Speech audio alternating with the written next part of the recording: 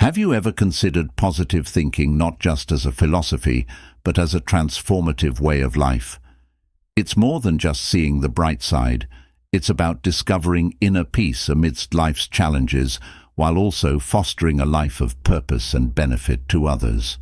Embracing the principles outlined in this book offers a path to a fulfilling existence, albeit one that may present its share of obstacles. Yet, within this journey lies a wealth of hope, achievement, and genuine happiness. I encourage you to embrace these principles and experience firsthand the profound impact positive thinking can have on reshaping your life. Doubting yourself a lot is another name for having an inferiority complex. Having a lot of faith is the best way to get rid of this. Believe deeply in God, and that will help you believe in yourself in a way that is both humble and based on facts. And how do you get this strong faith? The answer starts with reading the Bible and praying a lot. It says in the Bible, "According to your faith, be it unto you." Your prayer should be as big as your problem. Saying prayers can help you get past your questions, fears, and worries. You will have strong and alive faith if you pray big, deep prayers. It's also helpful to get advice from a good spiritual leader, like a minister, priest, or rabbi. Putting your faith to work for you is a skill that needs to be learned and practiced in order to be great. Thinking that you are not alone in this world and that Almighty God is with you and helping you can help you get over your doubts. He will be your friend, stand by you, and support you through all of life's problems. Say out loud, "God is with me, God is helping me, and God is guiding me." Picture God's presence for a few minutes every day, and then practice believing that statement. Consider what you have said and seen to be absolutely true as you go about your day. You will be amazed at how much power and faith this process gives you. Reading the Bible and praying are two very good ways to boost your confidence. Another great way is to tell yourself positive things about yourself.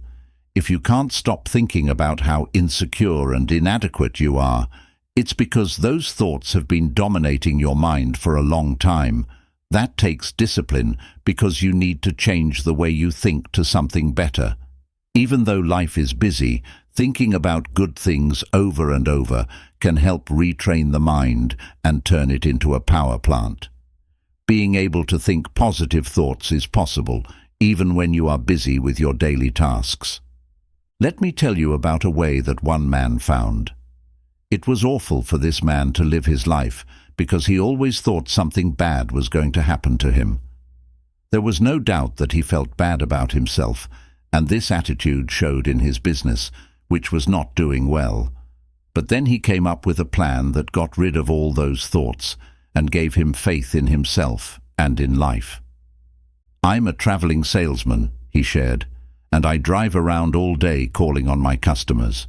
I've discovered that while a person drives, he or she thinks all kinds of thoughts. If the pattern of thought is negative, one will think many negative thoughts during the day, and that's the way I used to be," he explained. "I used to drive around all day between calls with my mind full of fear and defeat, and that is one of the reasons my work was going so poorly." He then showed me his plan. He kept a pack of small cards in the glove box of his car. He picked one out and stuck it on the dashboard of his car. "If you have faith, nothing will be impossible for you." He pulled out another one that said, "If God is for us, who can be against us?" He told me that he thought about these things as he drove around. I've learned to think differently as a result of this practice. The old insecurities that used to haunt me are just about all gone now, and instead of thinking thoughts of defeat and despair, I think thoughts of faith and courage. It is really wonderful the way this method has changed me. It has helped my business too, for how can you expect to make a sale if you approach a customer thinking you're going to fail? This is a very smart plan. This man changed the way he thought by telling himself over and over that God was with him and would help him. He got rid of the fear that had been controlling him for a long time. He was given the chance to use his skills. How confident you feel depends on the kinds of thoughts that you usually have. If you always think about bad things that could happen, you will always feel unsafe. What's even worse is the desire to make the very thing you fear happen through the power of thought. Thoughts of uncertainty and weakness are pushed out of your mind when you think of faith, trust, and safety. The method I'll talk about a lot in this tape was used by a man I know. He read the Bible and circled every part that talked about being brave and sure of yourself. Then he committed these lines to memory, which filled his mind with the best, happiest, and strongest thoughts in the world. It was hard to believe how different he was after a few weeks. He went from being almost completely defeated to being an inspired and sure of himself person. He now gives off courage and charm. He got faith in himself and his abilities back through an easy process called thought conditioning. That's a huge truth that Ralph Waldo Emerson said, "They conquer who believe they can." He also said, "Do the thing you fear, and the death of fear is certain." If you practice faith and confidence, your fears and doubts will soon have no power over you. Everyday problems and big problems alike tend to drain your energy and make you feel down and worn out. When you're like this, it's easy to lose sight of your true inner power, and it's simple to give up when things go wrong because you feel lost. As soon as you reach this point, you should take another look at your possessions. You won't believe that things are as bad as you think they are after a fair self-evaluation. One man, 52 years old, came to me for help. He was very sad. He told me that everything he had worked for his whole life was gone. I asked in a concerned tone, "Everything?" "Everything," he said again. "I have nothing left at all. Everything is gone. There is no hope, and I am too old to start all over again," he said, saddened. "I've lost all faith." I felt sorry for him, but it was clear that the main thing that was bothering him was the despair that was lurking in his mind. These ghosts had crept into his mind and changed the way he saw things. Behind this crazy thought, his real powers had gone away, leaving him with no strength. I said, "Suppose we take a piece of paper and list the values you have left." "Ah, there's no use, Sadie. I haven't a single thing left." "Well," I stated, "let's just see anyway. Now, is your wife still with you?" "Why, yes, of course, and she's wonderful," he said. "We've been married for 30 years. She would never leave me, no matter how badly things were." "All right," I replied. "Let's put that down. Wife's still with me. And how about your children?" He stated, "Actually, they've all told me that they love me and will stand by me. They are wonderful." "Well then, that is number 2. Children love you and will stand by you. Have you any friends?" "Yes," he replied. "I really have some fine friends who've offered to help. They've been very generous, but what can they do?" So I wrote down number 3, find friends who hold you in esteem. How about your integrity, your standing in the community? "Oh, okay. I've always tried to do the right thing." "Well, let's put that down as number 4.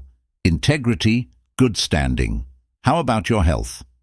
"My health is okay, I'm glad to say." Number 5, then, is good physical health. How about the United States? Do you still think it's the best place to do business and is the land of opportunity? "Well, you and me both agree that it's the only country in the world we'd want to live in," he said. "Well, then that's number 6. You live in the USA, land of opportunity, and you're glad to be here." Then I asked, "How about your religious faith? Do you believe in God then, that God will help you?" "Yes," he said, "for sure. I don't think I could have gotten through this at all if I hadn't had some help from God." I then read him the list of assets we had made. Then I pushed it to him across the table. I told them, "Look at that. You've got quite a total of assets there. I thought you told me everything had been swept away." He smiled in shame. "I guess I never thought of the situation that way. Perhaps things aren't so bad at that, he said with a sigh.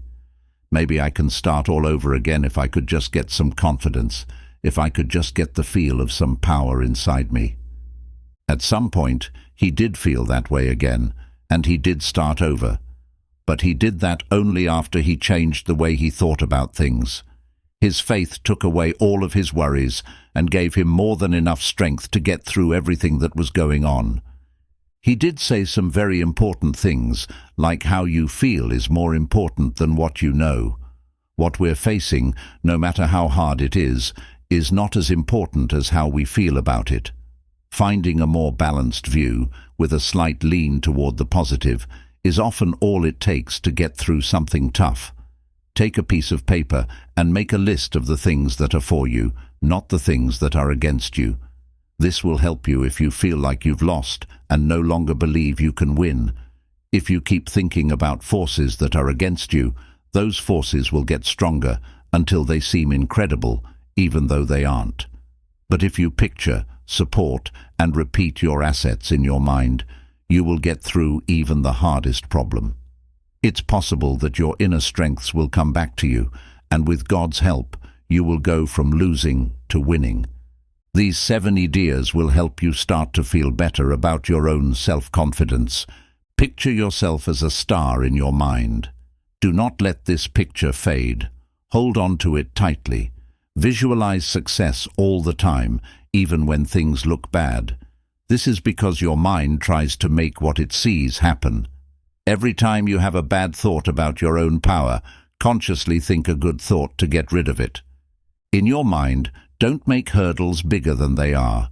Instead, make them smaller.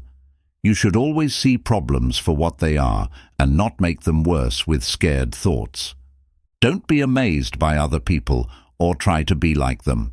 Remember that most people, even if they seem sure of themselves, are just as scared and unsure of themselves as you are. Get help from a qualified expert to figure out where your feelings of shame and self-doubt come from. People often feel this way when they are young. The answer is to know yourself. Say the following statement to yourself every day. If you can, say it out loud. I can do all things through Christ who strengthens me. Another powerful statement is, if God is for us, who can be against us? Figure out how good you think you are and then raise that number by 10%. Develop a healthy sense of self-respect instead of becoming conceited. Believe in the skills that God has given you. Trust God with your life. To do that, just say, I am in God's hands, and then believe that you have all the power you need. Say that the kingdom of God is inside you and that you have enough power to handle everything that life throws at you. Keep telling yourself that God is with you and nothing can stop you. The next thing Dr. Peel does is show an important truth about people.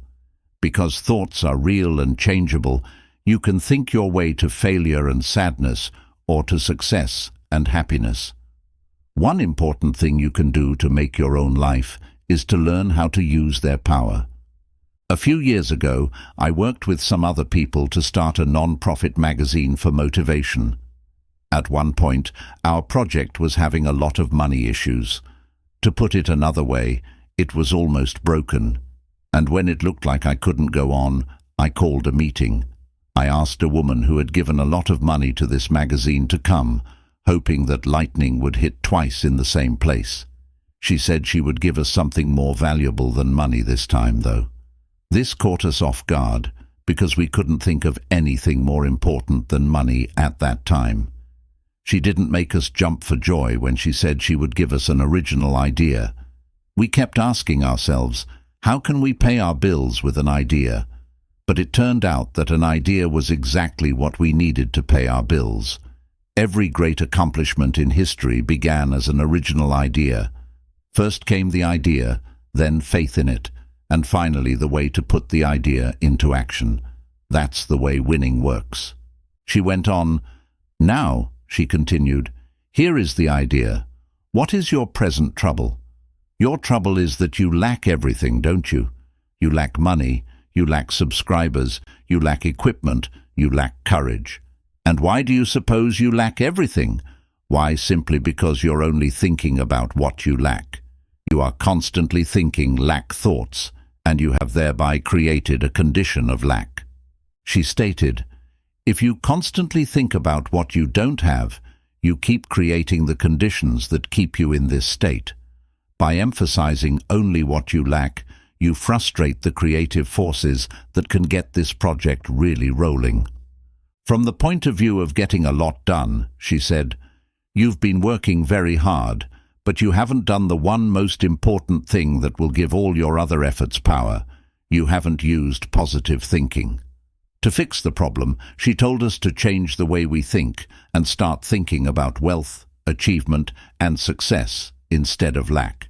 She explained, don't hold on to the mental pictures of difficulties and failures.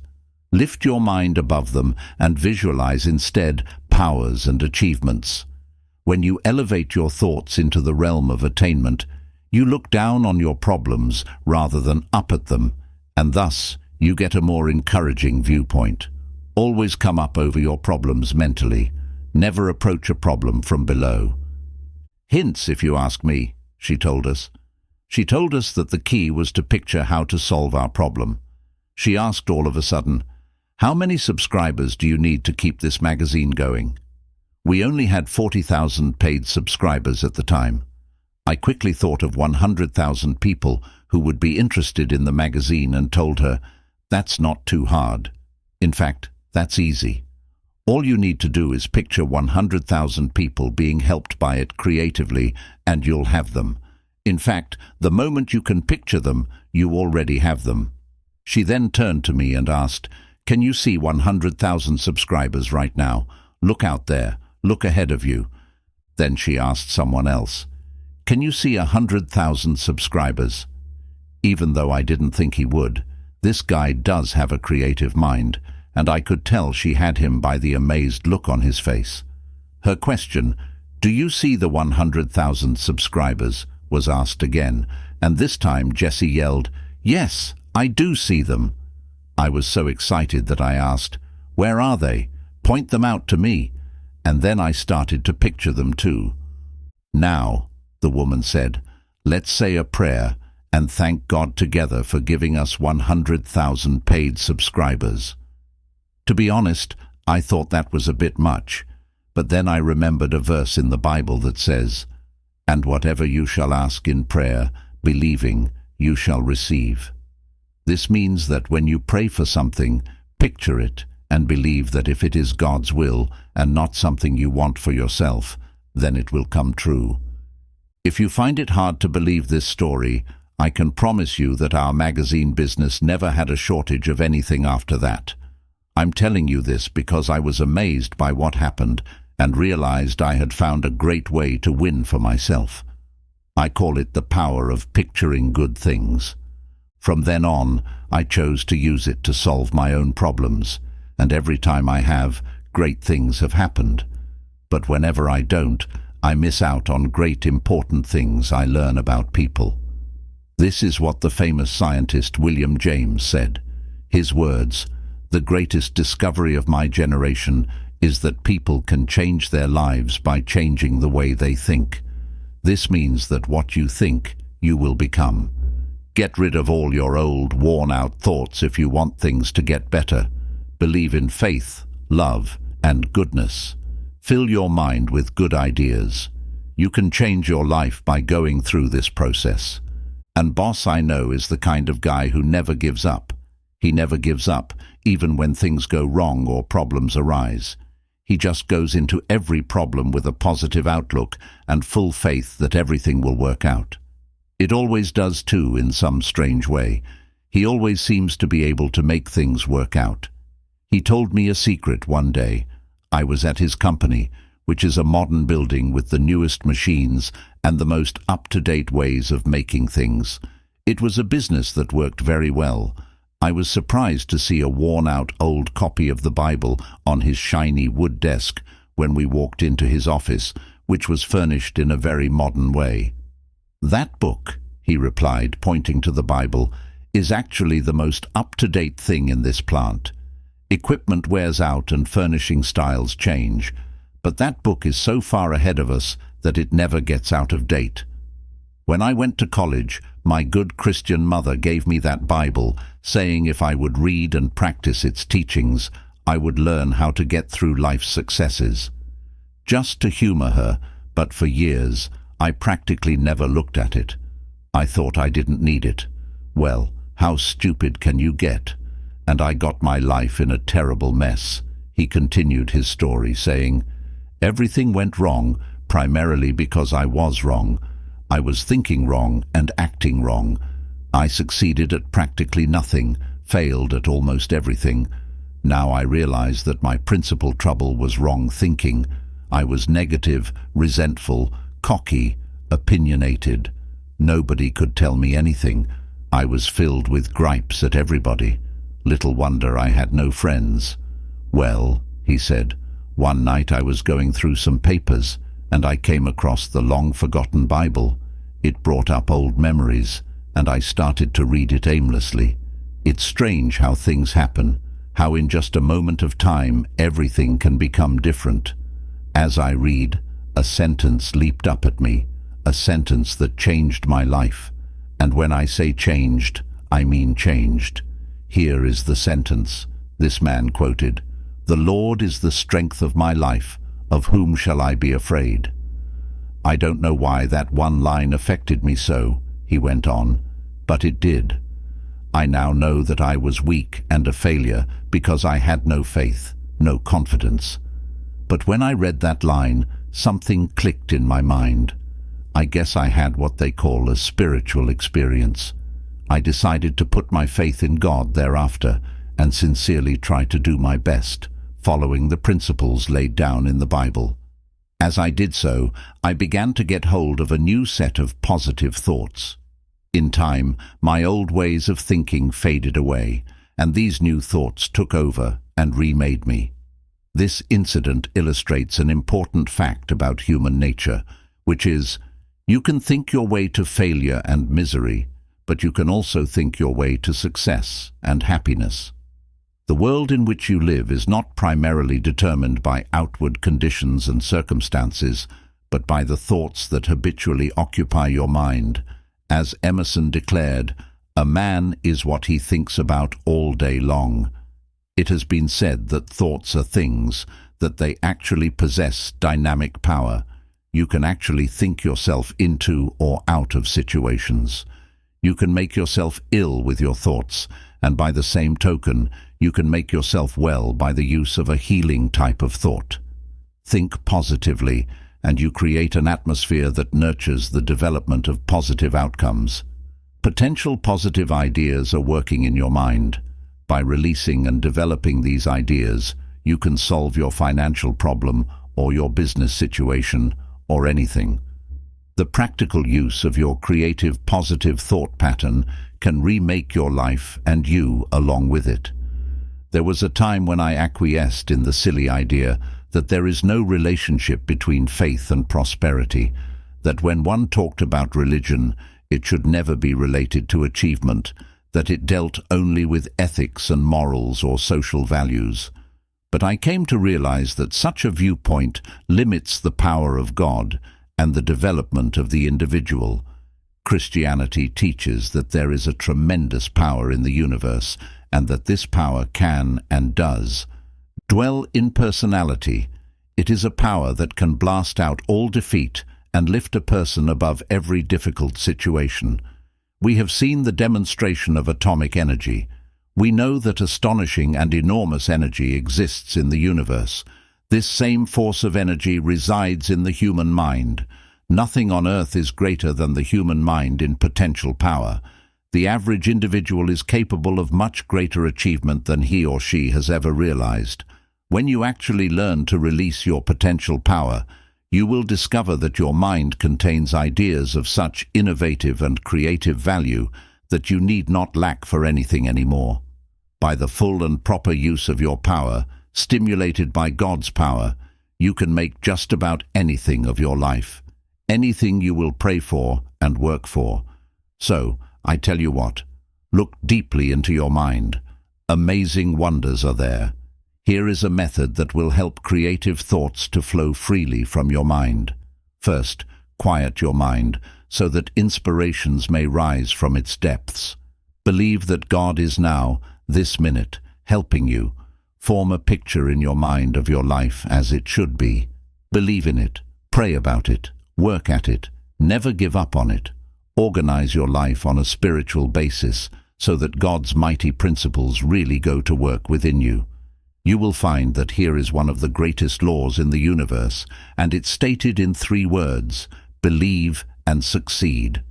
In the final analysis, the basic reason a person fails to live a creative and successful life is because of error within himself. His thinking is wrong. When the 23rd Psalm says, "He leadeth me in the paths of righteousness," it not only means that a person is to depart from evil and do good, but that he is to change his thinking from wrong to right, from error to truth. The great secret of successful living is to reduce the amount of error in oneself and increase the amount of truth. It's just that simple. A constant stream of positive, God-guided thoughts creatively affects the circumstances of life. For inner truth always guides you toward the right path and therefore leads to the right results. Here are some practical suggestions for changing your mental attitude from negative to positive. Such a change will release the kinds of thoughts that can help you make creative changes in your circumstances. 1. For the next 24 hours, deliberately speak hopefully about everything: your job, your health, your future. Go out of your way to put optimism in everything you say. 2. After speaking hopefully for 24 hours, continue the practice for 1 week. Then you can permit yourself to be realistic for a day or 2. You'll discover that what you meant by realistic a week ago was actually pessimistic, and what you now mean by realistic is something entirely different. It is the dawning of the positive outlook. When most people say they're being realistic, they delude themselves. They are simply being negative. 3. Feed your mind even as you feed your body. A healthy mind requires nourishing, wholesome thoughts. Start at the beginning of the New Testament and underline every sentence about faith. Continue doing this until you've marked every passage in the 4 books: Matthew, Mark, Luke, and John. 4. Commit all of those passages to memory. Learn one each day until you can recite the entire list from memory. This will take time, but remember, you've spent much more time being a negative thinker. Unlearning a negative pattern requires time and effort. 5. Make a list of your friends who are positive thinkers and deliberately cultivate their company. Don't abandon your negative friends, but get closer to those with a positive point of view until you've absorbed their spirit. 6. Try to avoid arguments, but whenever a negative attitude is expressed, counter with a positive and optimistic opinion. 7. Pray a great deal and always let your prayers take the form of thanksgiving. Assume that God is giving you great and wonderful things, for if you think He is, He surely is.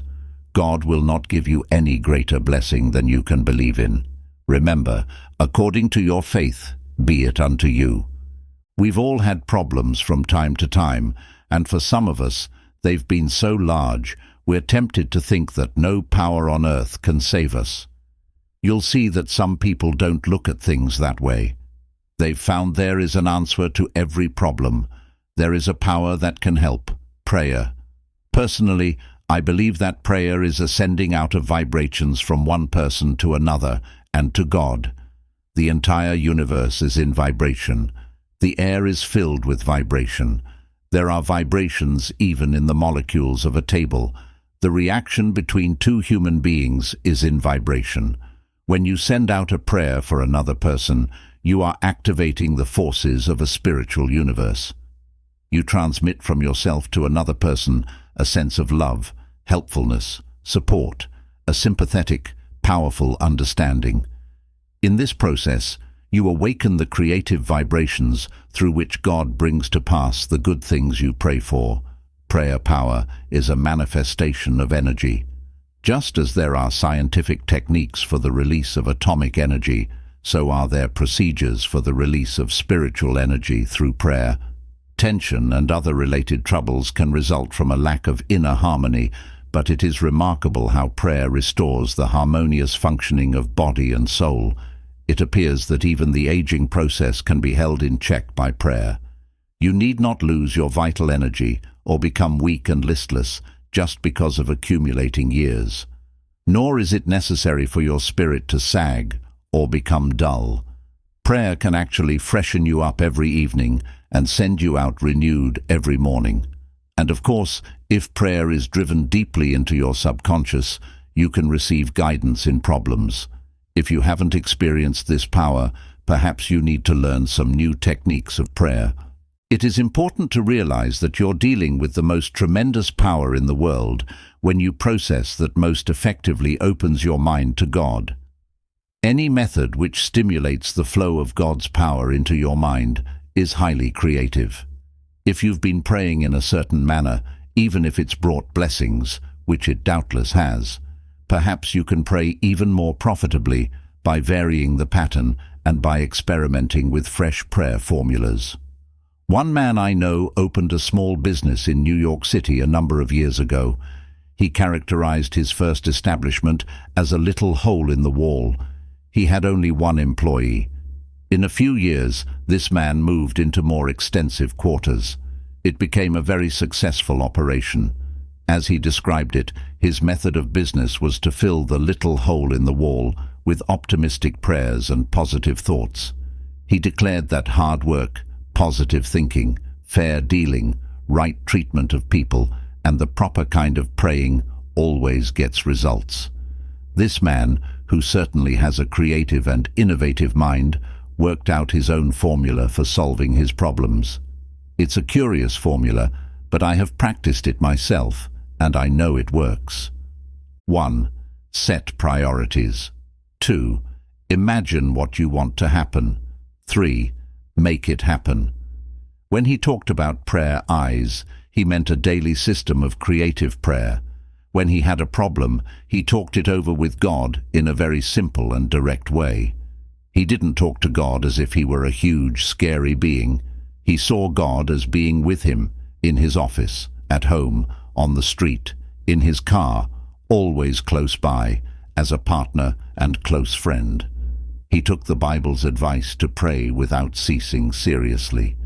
Or, give me a new perspective on this, Heavenly Father.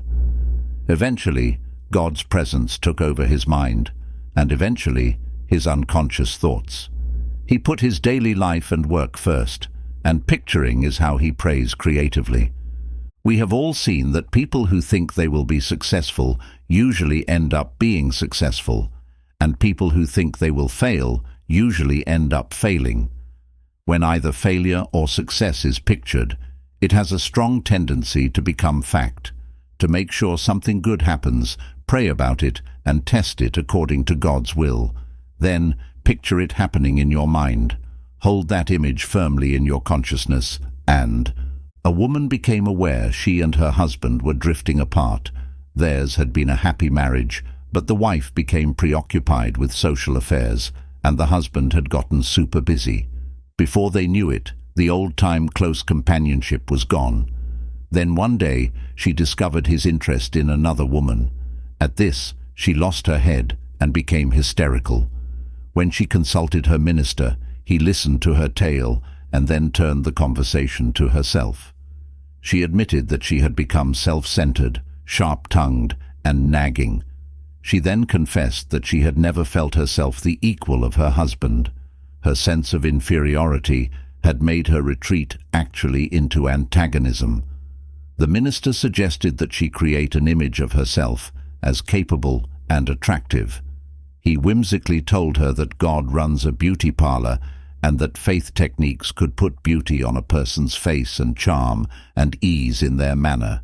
He gave her instruction in how to pray and how to spiritually picturize.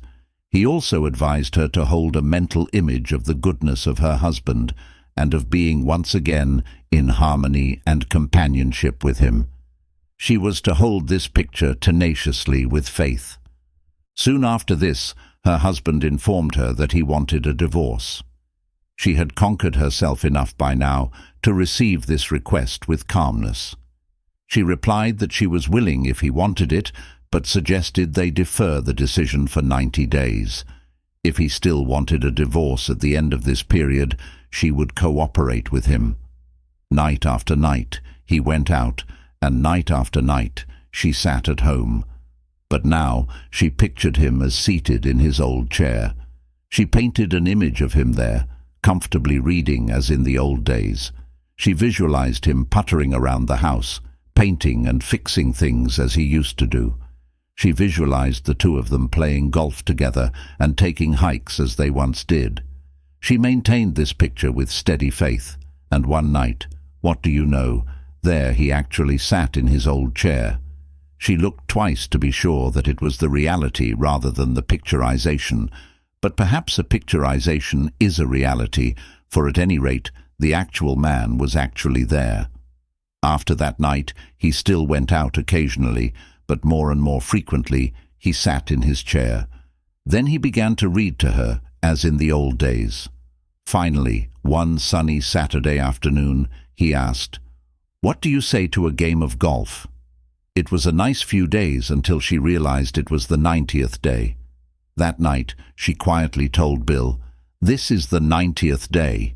He asked, "What do you mean? What do you mean by the 90th day? Why do you forget? We agreed to settle the divorce case in 90 days, and today is that day." He looked at her for a moment, then turned the page of his paper without looking and said, "Don't be silly. I'm sure I couldn't live without you. How did you get the idea that I would ever leave? It says, 'The kingdom of God is within you,' which means that God has given us all the skills we could ever need. We are the ones who need to use and grow those skills. A man I know is the boss of 4 other executives at a successful company. Every so often, these 4 men get together for idea sessions, where they share all the creative ideas they're having. To do this, they use a room that doesn't have phones, buzzers, or other common office supplies. The group prays and meditates in silence for 10 minutes before the practice starts. They think of God as working creatively in their thoughts, and each person prays and meditates in their own unique way. After the quiet time, everyone starts talking about their new ideas. They write them down on cards and throw them on the table. At this point, no one is allowed to judge any idea because they think that that can stop the flow of creative thought. The cards are put away until a later meeting, which comes after this idea-tapping session where prayer power helps people think. One of the executives said, "We've come up with insights that not only show up in our bottom line, but have also given us a new sense of confidence beyond that. There is a stronger sense of community between the 4 of us, and it has spread to other people as well. People all over the world who are aware are finding that prayer makes them feel better, work better, and sleep better." A young woman recently told me that she was angry, jealous, and hateful toward others. She was also very afraid and worried all the time that her kids would get sick, have an accident, or fail in school. Her life was a miserable mix of fear and worry.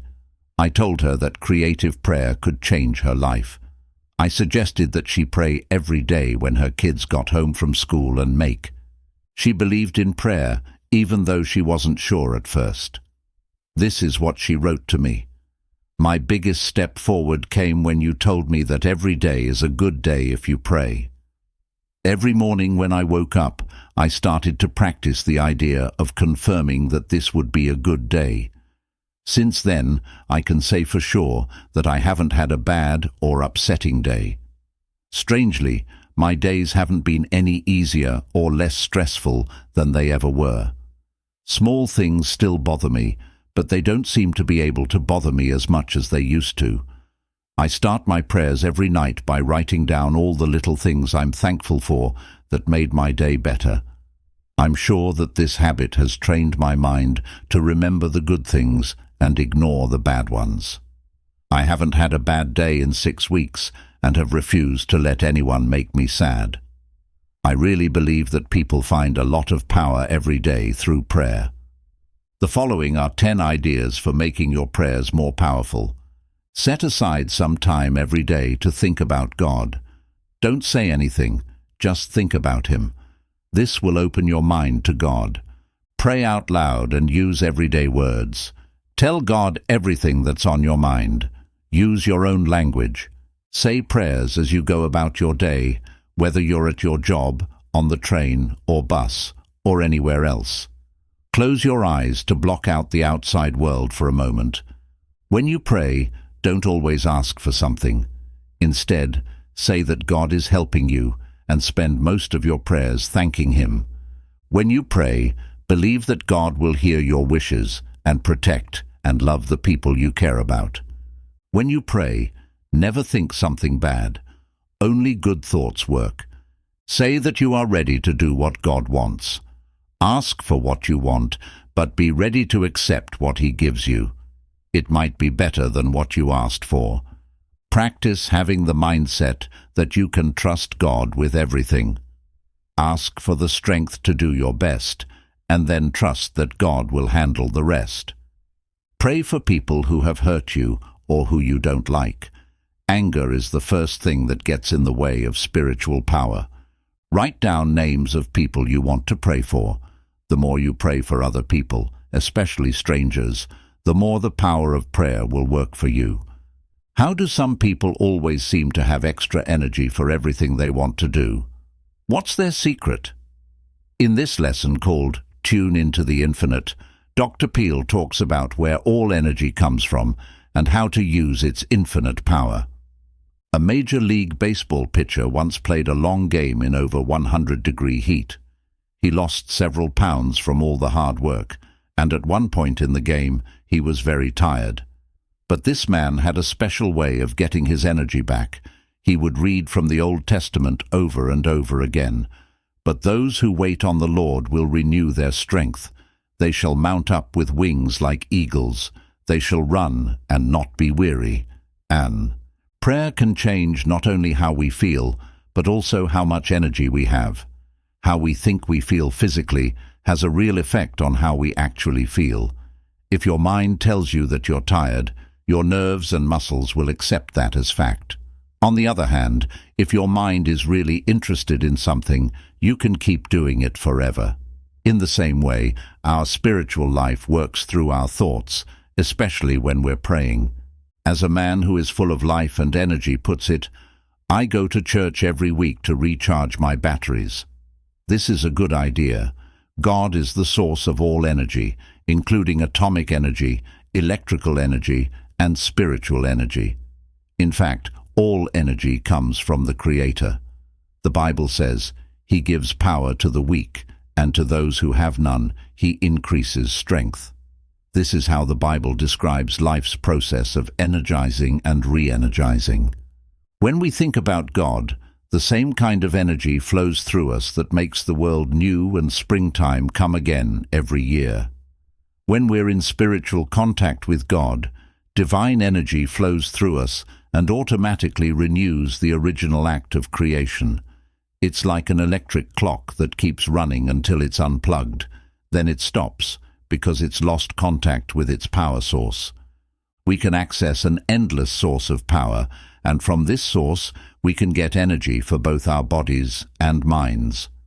One of my friends, a man with a lot of responsibilities, works from morning until night without stopping. He always seems to be able to take on new ones, and most importantly, he does his work easily and quickly. There was a time when I was talking to his doctor and told him I hoped this man wasn't going too fast and losing his temper. The doctor shook his head and said, "No, I don't think there's any risk of a crack-up. He's very well organized and doesn't have any energy leaks in his body, which is why. He is strong enough to handle things easily and doesn't strain when he has to. There is no loss in his life." The doctor said, "He's emotionally well integrated, and what's more important, he is a soundly religious person." This was what the patient said when asked to explain his seemingly endless energy and efficiency. Because of his religion, he has a way to keep energy from leaking out. Trouble with your emotions, not hard work, takes your energy, and this man has none of that. Realizing that taking care of your spiritual and emotional health is a big part of having a strong personality. If you pay attention to your spirit and emotions, you'll be able to keep your energy up. But if you don't keep your emotions in check, your vital force will start to drain. When your body, mind, and spirit all work together in harmony, your body naturally replaces the energy it needs. It was the custom of Thomas A. Edison, the world's greatest inventive wizard, to come home from his laboratory after many hours of labor and lie down on his old couch. His wife said he would fall asleep as naturally as a child. In perfect relaxation, he would sink into a deep and untroubled slumber. After 3 to 5 hours, he would become instantly wide awake, completely refreshed, and eager to return to his work. When she was asked to analyze her husband's ability to rest in such a natural and complete manner, Mrs. Edison said, "He was nature's man." By that, she meant that he was completely in harmony with nature and with God. He was free from obsessions, disorganization, conflict, mental quirks, and emotional instability. He worked until he needed to sleep, then he slept soundly, arose, and returned to his work. He lived a long life and was, in many respects, the most creative mind ever to appear on the American continent. He drew his energy from emotional self-mastery, the ability to relax completely, and his amazingly harmonious relationship with the universe caused nature to reveal to him its inscrutable secrets. I've known a lot of great people who could do amazing things. Every single one of them was in tune with the infinite, in sync with nature, and in touch with divine energy. These people weren't always religious, but they were always very emotionally and mentally well organized. Fear, anger, inner conflicts, and obsessions are what throw us off. The Bible talks a lot about life force and vitality. The most important word in the Bible is life, which means to be full of energy. Jesus said, "I am come that they might have life, and that they might have it more abundantly," or, as another translation reads, "I am come that they might have life, and have it in all its fullness." This doesn't mean that there won't be pain, suffering, or problems, but it makes it clear that people often waste energy because they live their lives too quickly. To save energy, you need to get your personality speed in sync with God's movement rate. God is in you. If you are going at one rate and God at another, you will tear yourself apart. The hectic habits of this age have many disastrous effects.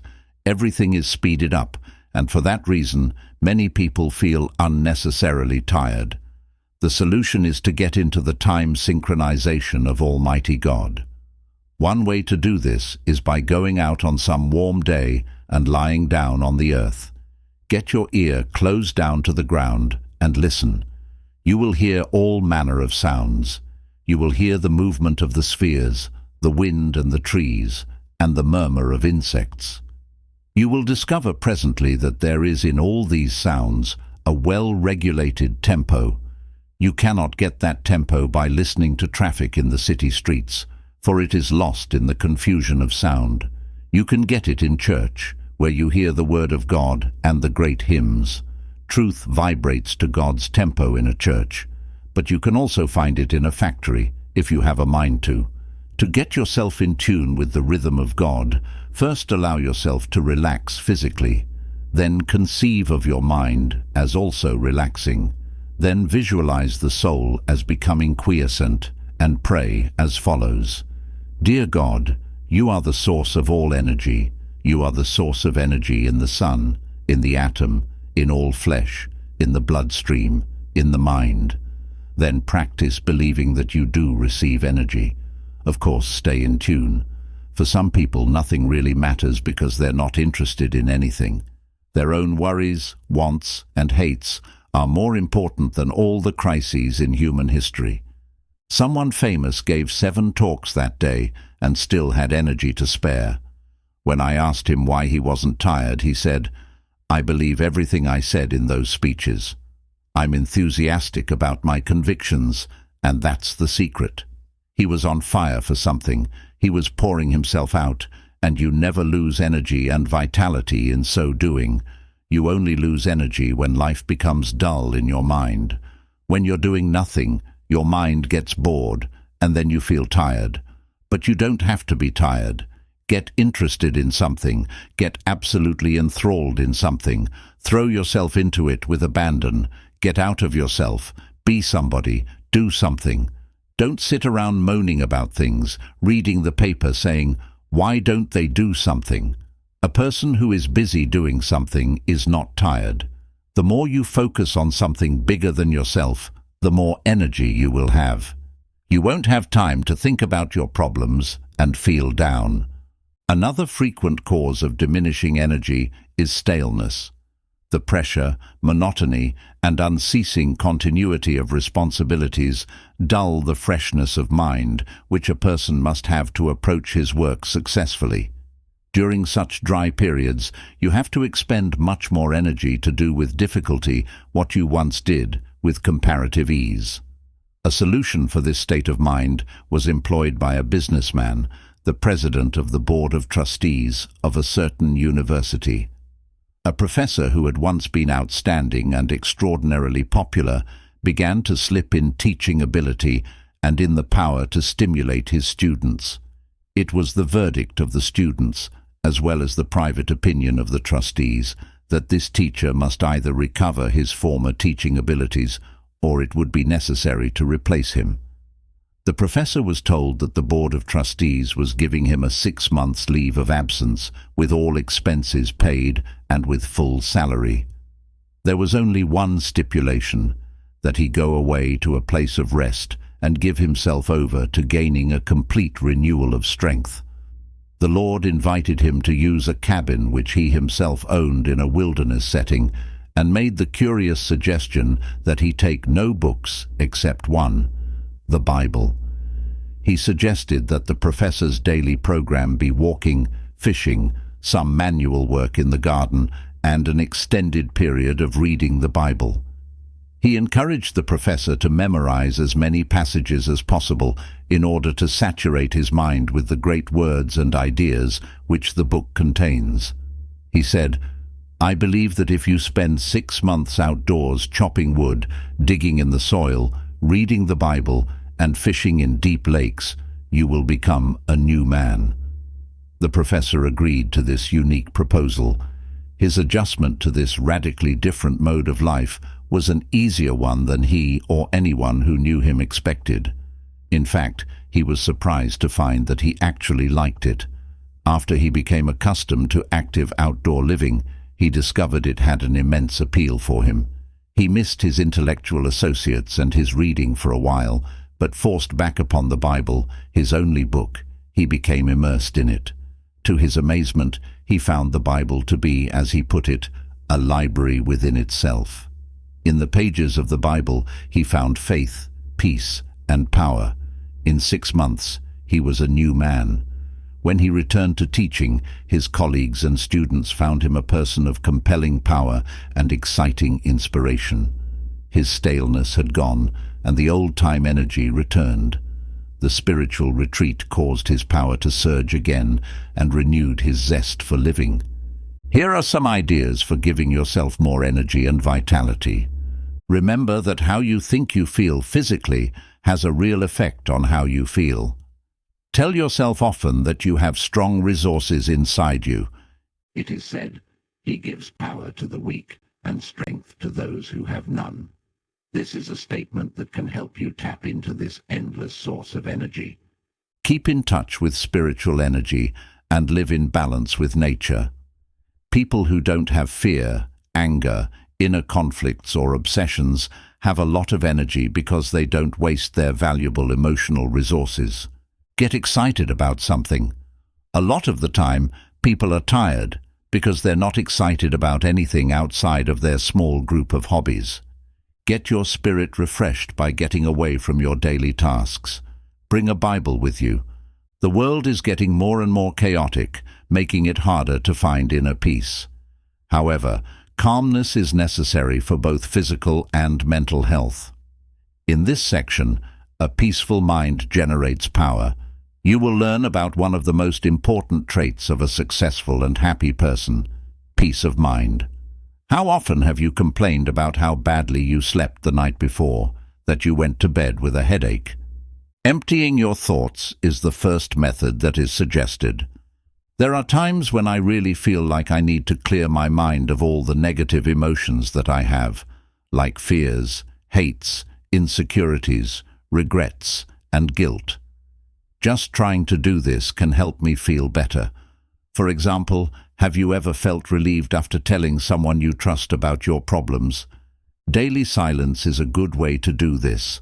Everyone should demand at least 15 minutes of complete silence every day.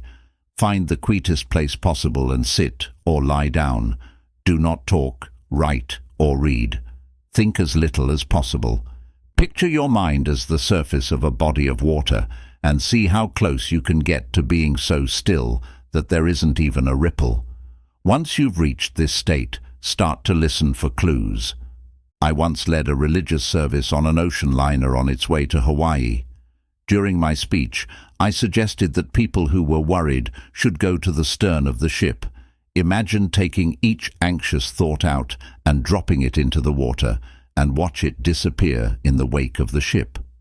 This seemed like a silly idea, but later that day, a man with a very straightforward personality told me, "You know what? I'm going to throw all of my problems overboard every night at sunset, for as long as this trip lasts, until I can completely erase them from my mind whenever I want to. Every day I will watch them fade away into the vast ocean of time." Maybe the Bible says to forget the things that happened in the past. Of course, emptying your mind isn't enough to keep those old bad thoughts from coming back. You need to fill it with new good thoughts right away. These happy thoughts will protect you when the old fears, hates, and worries try to come back. At different times during the day, try to think a carefully chosen set of peaceful thoughts. Picture the calmest scenes you've ever seen. For example, you could picture a beautiful valley filled with the silence of evening as the shadows lengthen and the sun goes down. Or you could remember the moonlight falling on crashing waves or the sea washing gently against soft sand shores. It can also help to practice saying nice things out loud over and over again. Words have a lot of power to suggest things, and just saying them can heal you. Saying a bunch of scary words will make your mind feel slightly nervous, and you might feel a sinking feeling in the pit of your stomach that spreads to your whole body. Saying peaceful, calming words, on the other hand, will make your mind react peacefully. It can also be helpful to use lines from poetry. When peaceful quotes are dropped into the subconscious, they make the mind feel calm. Here is one from a mystic from the 1600s. "Let nothing disturb you. Let nothing frighten you. Everything passes away except God alone." Bible verses are especially good for healing. Drop them into your mind and let them dissolve in consciousness, and they will heal your whole being. One of the easiest and most effective ways to find peace of mind is to do this. There are other practical ways to achieve a calm state of mind as well. One way is through your conversations. The words we use and the tone in which we use them can make us nervous, tense, or angry. But we can also talk ourselves into being calm. Talk peacefully to be calm. In a group, if the conversation starts to get tense, try adding peaceful ideas and see how it changes the mood. For example, a breakfast conversation full of negative expectations can set the tone for the whole day. If you start each day by affirming peaceful attitudes, your days will likely be happy and productive. Perhaps our lack of inner peace is partly caused by the higher levels of noise around us these days. Studies show that certain levels of noise in the places we work, live, or sleep can affect our nervous systems and make us less productive.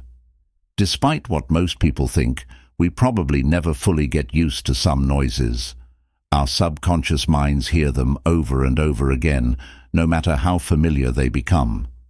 While we sleep, loud noises like car horns, airplane roars, and other loud noises keep our muscles moving because they are sent to and through our nerves.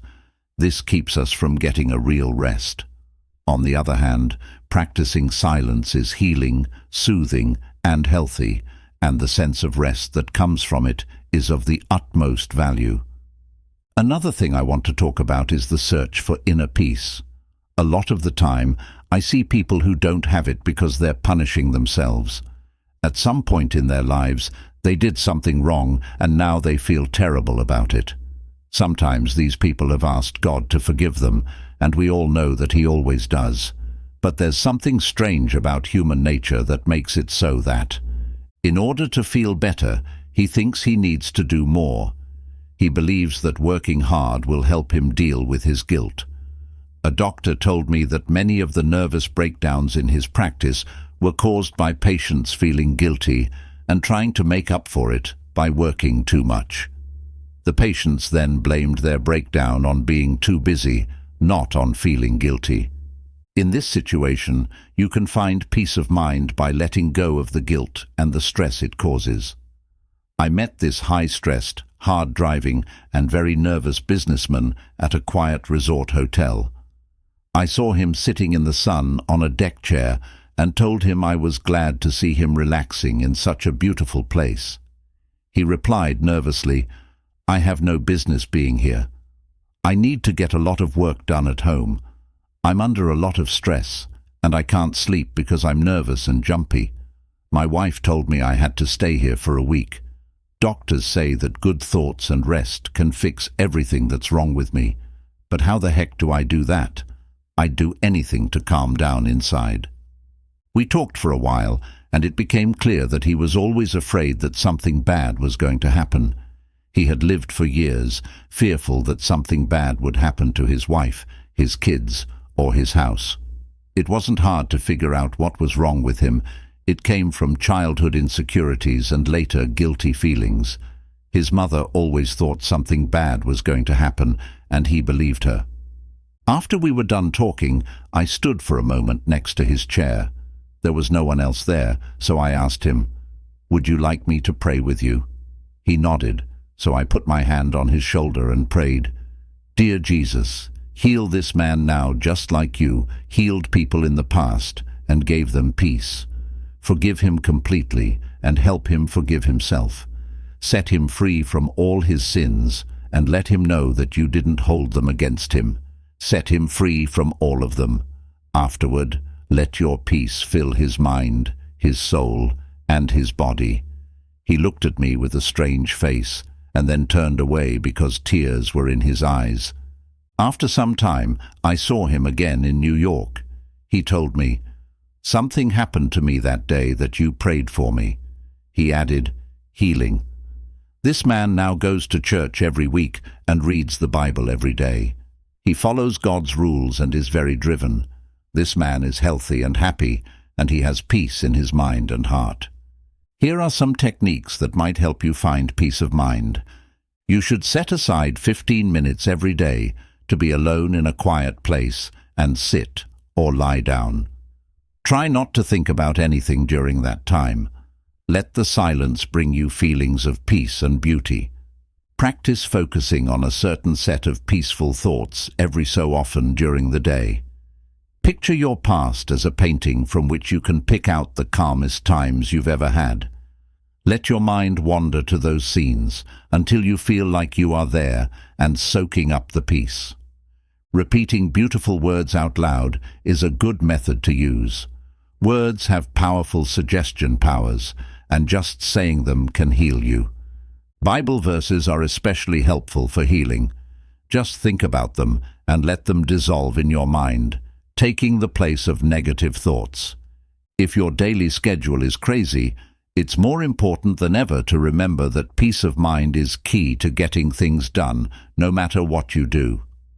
Dr. Peel says that the best way to get more done is to relax and let the healing powers of calmness and quiet help you. This picture shows what you look like when you fume and fret. Fume means to boil up, to blow off, or to be agitated. It makes you think of someone who is seething and upset. Fret means the same thing, but it makes you think of a sick child in the middle of the night, with an irritable half-cry, half-whine. To fret is usually used to describe how children feel, but unfortunately, it often describes how many adults feel. But how do you go about doing that? The first step is to reduce your pace, or at least the tempo of your pace. We don't usually realize how fast we're driving ourselves. Many people destroy their bodies by this pace, but even worse, they tear their minds and souls to shreds as well. The pace at which we live is determined by our thinking habits. It's possible for someone to live a quiet physical existence and yet maintain a fast tempo emotionally. When the mind goes rushing on pell-mell from one feverish attitude to another, it becomes feverish too. This overstimulation produces fatigue, frustration, and emotional illness. And if this effect is so physically and emotionally pronounced, imagine what it does to that deep inner essence of the personality known as the soul. It is impossible to have peace of soul if one's tempo is so feverishly accelerated. God simply won't go that fast. He will not endeavor to keep up with you. He says, in effect, "Go ahead if you must with this foolish pace, and when you are worn out, I will offer you my healing. But I can make your life rich if you will slow down and live, move, and have your being in me." God moves steadily, slowly, and perfectly organized. The only wise way to live is at God's speed. God gets things done, and they are done right.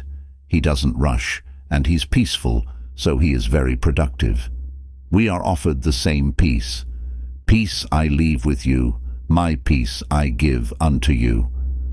I sometimes wonder if many people in this generation are so used to stress and noise that they can't handle it when it's gone. The deep silence of forests and valleys, which our ancestors knew well, seems strange to them.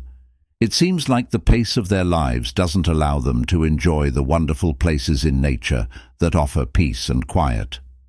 My wife and I went for a long walk in the woods one summer afternoon. We stopped at a beautiful lake mountain house, which is in one of the best natural parks in the country. It is on 7,500 acres of pristine mountainside, and in the middle of it is a lake that looks like a gem in the forest. You come out of the woods onto a noble promontory and can see great valleys set among hills that are rock-ribbed and as old as the sun. As we walked this afternoon, it rained and shone at the same time. We were soaked and worrying a bit because it took the shine off our clothes. Then we told each other that it doesn't hurt to get wet with clean rain, that it feels good on your face, and that you can always sit in the sun and dry off. We talked while walking under the trees, and then went silent. We were listening. Nature was healing us with its quiet, and we could feel the stress leaving our bodies as we fell asleep. We heard what sounded like music, but it was the tense, jittery music that's so popular these days. Suddenly, 3 young people came through the woods, one of them carrying a portable music player. They were noisy city people going for a walk in the woods, which was sad. They were nice people, though, because they stopped and we talked. I thought about telling them to turn off the noise and listen to the music of the woods instead, but I didn't think it was my job to do so. Eventually, they continued on their way. We told them they were missing out on something special because they couldn't listen to the music that was played by the wind through the trees, the sweet notes of birds singing their hearts out, and the music of the spheres in the background.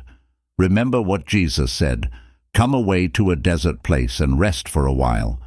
I've had to remind myself many times to practice this truth, but we have to train ourselves to be quiet if we want it to help lower the tension that seems to be everywhere. To start, slow down and be quiet. Don't fume or worry. Practice being peaceful. Practice the peace of God that passes all understanding. Then, notice the quiet sense of power that comes up. The patient was an aggressive, go-getting businessman, and the doctor told him some strange advice. The patient said that he takes his briefcase home with him every night, full of important work that needs to be done right away. When the doctor asked if someone else could help him with it, the patient snapped, "Nope, I'm the only one who can do it. Everything depends on me." The doctor asked, "Will you take my note and do what I say?" This, believe it or not, was the prescription his patient was to take off 2 hours every working day and go for a long walk. Then he was to take off a half day a week and spend that half day in a cemetery. In astonishment, the patient demanded, "Why should I spend a half day in a cemetery?" "Because," the doctor replied, "I want you to walk around and look at the gravestones of men who will always be there. I want you to think about the fact that many of them are there because they believed, like you, that they were responsible for everything. Think about the somber fact that the world will still be going on when you get there for good. Sometimes we need to slow down, and it's important to stress that the only way to stop is to stop. Trust me, I know." I flew from one city to give a lecture and was met at the airport by a committee. I was rushed to a bookstore for an autographing party and then to another bookstore for another autographing party. They then rushed me to a luncheon, and after rushing through the luncheon, I was rushed to a meeting. The phone rang while I was getting ready, and someone said, "Hurry, hurry! We need to get to dinner quickly." I yelled with excitement, "I'll be right down there." I rushed from the room and was so excited that I could scarcely get the key into the lock. Hastily, I checked myself to make sure I was completely dressed and rushed toward the elevator. All of a sudden, I stopped. I was out of breath. I asked myself, just what is this all about? What is the meaning of this ceaseless rush? This is ridiculous. Then I declared independence and said, "I don't care if I go to dinner or not. It doesn't matter to me if I give a speech." I didn't have to go to the dinner or give a speech, so I walked back to my room slowly and carefully, opening the door slowly. I called the man downstairs and told him, "If you want to eat, go ahead. If you want to save a spot for me, I'll be down when I'm ready." I took off my coat, sat down, took off my shoes, put my feet up on the table, and just sat. Then I opened the Bible and read out loud the 121st Psalm, which says, "I will lift up my eyes to the hills from where my help comes." I closed the book and told myself, "Son, stop rushing around and start living a slower, more relaxed life." Then I said to myself, "God is here and His peace is over me. There's nothing for me to eat." I told myself, "I already eat too much. Besides, the dinner will probably not be very good, and if I'm quiet now, I will give a better speech at 8 o'clock. So I sat there, resting and praying for a while. I shall never forget the sense of peace and personal mastery I had when I walked out of that room. I had the glorious feeling of having overcome something, of having taken control of myself emotionally. And when I reached the dining room, the others had just finished the first course. All I missed was the soup, which by general consent was no great loss. This incident was an amazing encounter with the healing presence of Almighty God. I gained this experience simply by stopping, by quietly reading the Bible, by sincerely praying, and by thinking some peaceful thoughts for a few moments. To attain emotional control, the daily practice of healing techniques is essential. Emotional control cannot be gained in any magical or easy way.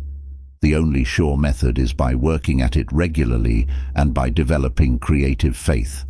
To develop a calm control, it is necessary to think calmness, for as I've said before, the body responds sensitively to the type of thoughts that pass through the mind. It is also true that the mind can be quieted by first making the body quiet. Don't taste the floor, don't wring your hands, don't pound or shout or argue or walk up and down. Don't let yourself get worked up into a meeting where a discussion was going on, which finally became rather bitter. Tempers were getting frayed, and some of the participants were decidedly on edge. Sharp remarks were exchanged. Suddenly, one man got up, took off his coat, opened his collar, and lay down on a couch. Everyone was astonished, and someone asked if he felt ill. "No," he said, "I feel fine, but I'm beginning to get mad, and I've learned that it is difficult to get mad lying down." We all laughed, and the tension was broken. So I urge you to slow down, for whatever you really want will be there when you arrive, if you work toward it without stress, without pressing, if proceeding under God's guidance and in His smooth and unhurried tempo. If it is not there, then it was not supposed to be there. If you miss it, perhaps you should have missed it. Try to develop a normal, natural, God-ordered pace. Practice and preserve mental quiet. Learn the art of letting go of all nervous excitement. To do this, stop at intervals and affirm, "I now relinquish nervous excitement. It's coming out of me now. I am at peace." You have a tendency to fume and fret. Here are some exercises that can help you achieve a more peaceful inner tempo. 1. Sit relaxed in a chair. Yield yourself completely to the chair, starting with your toes and proceeding to the top of your head. Conceive of every part of your body as relaxing. Affirm this relaxed state by saying, "My toes are relaxed, my fingers are relaxed, my facial muscles are relaxed," and so on. 2. Think of your mind as the surface of a lake in a storm, tossed by waves and whipped by the wind. Then imagine the waves subside and the surface placid and smooth. 3. Spend 2 or 3 minutes thinking of the most beautiful and peaceful scenes you have ever beheld. A mountain at sunset, for example, or a deep valley filled with a hush of early morning, or a woods at noonday, or moonlight upon rippling waters. In your memory, relive these scenes. 4. Make a mental list of times in your life when you've been conscious of God's watchful care. Recall how He brought things out right and took care of you when you were worried and anxious. Then recite aloud this line from an old hymn: "So long thy power hath kept me, sure it still will lead me on." 5. Repeat the following quotation, which has great power to relax and quiet the mind. "Thou wilt keep him in perfect peace whose mind is stayed on thee." Repeat this aloud if possible, so that by the end of the day you will have said it many times.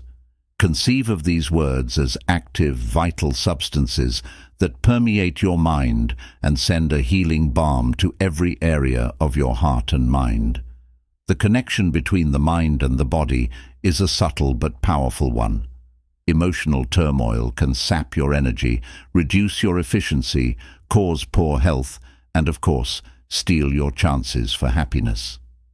Here's Dr. Peel with some thoughts on reversing this process and restoring your vitality. A physician I know says many of his patients have nothing wrong with them except their thoughts. He has a favorite prescription for some of them, and it's a verse from the Bible, no less. It reads, "Be transformed by the renewing of your mind." He finds that when his patients change the pattern of their thoughts, they actually achieve a more peaceful state of mind, and that helps to produce health and well-being. Many people can benefit from such a prescription of prayer, faith, and dynamic spiritual thinking. Here's an example. The sales manager of a large company had experienced a serious decline in both ability and energy. He had once been a man of outstanding efficiency and power, but in the last year or so, he lost his creative skill, and sales were slipping badly. 2 vacations brought no improvement. This man's physician recommended to the company president that his patient come to our religious psychiatric clinic for an interview. When he arrived, he was rather indignant at being sent to a church. "This is a pretty passifume," he said irritably. "When they send a businessman to a preacher, I suppose you're going to pray with me and read the Bible," he said irritably. Well, I wouldn't be surprised, I answered, for sometimes our troubled lives are in an area where prayer and the therapy of the Bible can have an important effect. He proved most sullen and uncooperative until I was finally forced to say to him, "Listen, I want to tell you bluntly that you'd better cooperate with us or you're going to be fired." "Who told you that?" He asked. "Who is your boss?" I answered. "Your boss says that unless we can straighten you out, you're through." This person had the most shocked look on their face. "What do you think I should do?" He finally stuttered. "This state of mind is common because the mind is full of fear, anxiety, tension, resentment, guilt, or a mix of these. When these things build up to a certain point, the personality can't hold them up any longer and gives up. It gets hard to get emotional, spiritual, and mental power from the usual places. The person becomes bogged down by resentment, fear, or guilt. I don't know your trouble, but I suggest you think of me as a sympathetic friend with whom you can be absolutely open, and that you begin to tell me all about yourself." I emphasized the importance of concealing nothing and of emptying whatever fears, resentments, or guilt feelings might be in his mind. It was rather difficult to get him to talk, for he was essentially a decent person and had a strong sense of shame. In due course, the troubles came out. He had committed a series of sins, and these involved him in a complicated maze of lies. He was living in fear of exposure, and all in all, it was a most pathetic mass of inner confusion. The way he reacted when it was all over, standing on his feet, he began to stretch. He stood on tiptoes, reaching his fingers toward the ceiling, and then took a deep breath. "My," he said, "I feel good." It was a dramatic expression of release and relief. Then I suggested that he pray and ask God to forgive him and to fill him with peace and cleanness. "Do you mean for me to pray aloud? May I know what you were thinking?" "I've never done that in my life," he asked doubtfully. "Yes," I replied. "It's a good habit that will make you stronger." He said a simple prayer, and this is what I remember. "Dear Lord, I've been an unclean man, and I'm sorry for the wrong I have done. I told my friend everything here. Please forgive me and give me peace. Also, make me strong so I don't do these things again. Help me to be clean again, and better, lots better." He went back to his office that very day. Nothing was ever said to him, and it did not need to be, for soon he got back into stride and regained his position as one of the best sales managers in his city. Later, I met his president, who said, "I don't know what you did to Bill, but now he certainly is a ball of fire." "It wasn't me," I replied. "Every thought person who has ever considered the matter realizes that doctors are right when they tell us that grudges, resentment, jealousy, vindictiveness, hate, and so on are attitudes that produce poor health. The effects of anger are among the worst. Have a fit of anger and experience for yourself that sinking feeling in the pit of your stomach, that sense of sickness. Chemical reactions in the body are set up by emotional outbursts, which in turn result in feelings of ill health. These continue, either violently or in a simmering state, over a period of time. The general condition of the body will deteriorate. Violent negative emotions place great strain upon the heart. One doctor describes how common it is for a person's blood pressure to jump 60 points almost instantly in response to an outburst of anger. A colleague of his suffered from a heart condition and knew that he was at the mercy of anyone who could annoy him. His death, in fact, resulted from a heart attack caused by a fit of anger when he forgot to discipline himself. This doctor suggests, whenever a problem starts to vex you or you begin to get angry, let yourself go limp all over. This will dissipate your inner turmoil. In a speech to the American College of Physicians, Dr. Edward Weiss of Temple University Medical School stated that emotions and feelings are quite as real as germs and no less respectable in their power. The pain and suffering of diseases caused primarily by the emotions are no more imaginary than those caused by bacteria. For example, chronic victims of pains and aches in the muscles and joints may be suffering from nursing a smoldering grudge against someone, possibly close to them. And usually a patient is completely unconscious of his own role in developing the disease. Such persons are often suffering from a disorder of their feelings, often linked to a marital or a parent-child problem. I was once told about a woman who came to her doctor complaining that her hands kept breaking out, a problem which was diagnosed as eczema. This doctor encouraged his patient to talk about herself. It turned out that she was a very rigid, unhappy person, and he encouraged her to see a psychiatrist for help. The psychiatrist saw at once that there was some irritating situation in her life that she was translating outwardly in the form of a skin rash. Thus, she was taking out on her own body the urge to scratch something or someone. The doctor finally put it to her bluntly. "What's eating you? You're mad about something, right?" He reported that she stiffened up like a ramrod and marched right out of the office, so he knew he'd been on target. A few days later, she came back due to the agony of the eczema. She was ready to let him help her, even if it meant she had to give up a hatred. It turned out to be a family argument about a will. This woman felt she'd been unfairly treated by a younger brother. Her hostility made up with her brother. The eczema vanished within 24 hours. Such cases go on and on. When people allow their emotions to get the better of them, their body responds by breaking down in small or sometimes in large and grave ways. How we think we feel physically has a definite effect on how we do feel. If your mind tells you you're tired or ill, the nerves and the muscles accept that as a fact. On the other hand, if you convince yourself that you feel refreshed and healthy, energy and well-being can also be generated. The body is designed to produce all the energy you need over an amazingly long period of time. To have good health, a person must take reasonable care of his body with proper diet, exercise, sleep, and so on. To complete the prescription, a well-balanced emotional life is also necessary. When body, mind, and spirit work harmoniously, energy is continuously replaced. The longer I live, the more I'm convinced that neither age nor circumstance needs to deprive us of energy and vitality. If you are feeling under par, I recommend that you do a very scrupulous self-analysis. Honestly ask yourself if you're harboring any ill will or resentment or grudges, and if so, cast them out. Every day and every night of your life, these feelings eat away at you. Emotional ills sap your energy, reduce your efficiency, cause poor health, and of course, they steal your chances for happiness. And yet, some people still think that when the Bible tells us not to hate or get angry, it is theoretical advice. The Bible is not theoretical. It is our greatest book of wisdom.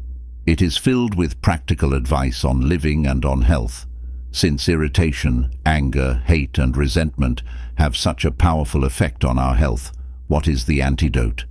Obviously, the solution is to fill the mind with attitudes of goodwill, forgiveness, faith, love, and indomitability. And conquering such negative emotions, here are some practical suggestions. 1. Remember that anger is an emotion, and an emotion is always warm, even hot. To reduce an emotion, cool it. We all know that when a person gets angry, hands clench, the voice rises stridently, muscles tense, the body becomes rigid. Physically, you become poised to fight, with adrenaline shooting through your body. To counter this reaction, deliberately oppose the heat of this emotion with coolness. Freeze it out. Use your will to keep your hands from clenching by holding your fingers out straight. Deliberately reduce the tone of your voice, bring it down to a whisper, slump in a chair, or even lie down, if possible. Remember, it's difficult to argue in a whisper, or even get mad. At the moment it may be a bit hard to pray, but try it anyway.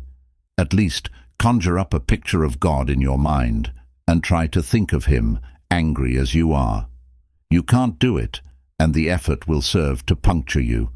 Instead of counting to 10 when you feel anger mounting, try the first 10 words of the Our Father. Our Father, who art in heaven, hallowed be thy name. Say that 10 times, and your anger will lose its power. Anger is an emotion which is sometimes the accumulation of many minor irritations. These irritations, each rather small, gather force as one is added to another, finally bursting forth in a fury. To dry up the tiny drops that feed the great river of anger, make a list of everything that irritates you, no matter how inconsequential it may seem. Then make each separate irritation a special object of prayer. Get a victory over each one at a time. Instead of destroying all of your consolidated anger, use prayer to sniff away at each annoyance. When a situation occurs in which your feelings are hurt, get it straightened out as quickly as possible. Don't brood over it. Do something about it. Don't allow yourself to sulk or indulge in self-pity or mop around with resentful thoughts. If your feelings are hurt, see if you can talk to the person you're having trouble with.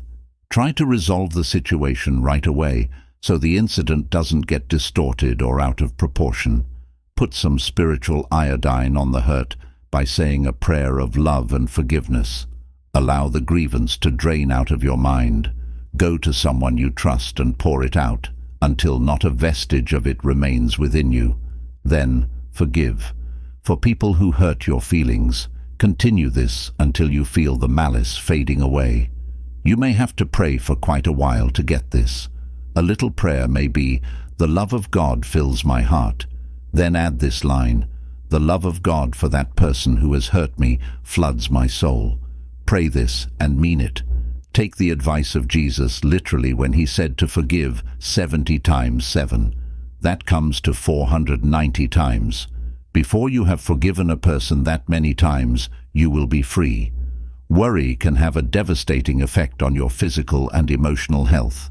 It stifles the flow of creative power and cripples the ability to act with confidence and clarity.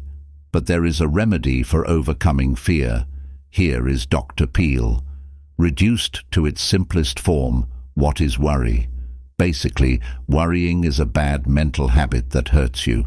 But if you worry a lot, you didn't naturally do it. You learned it.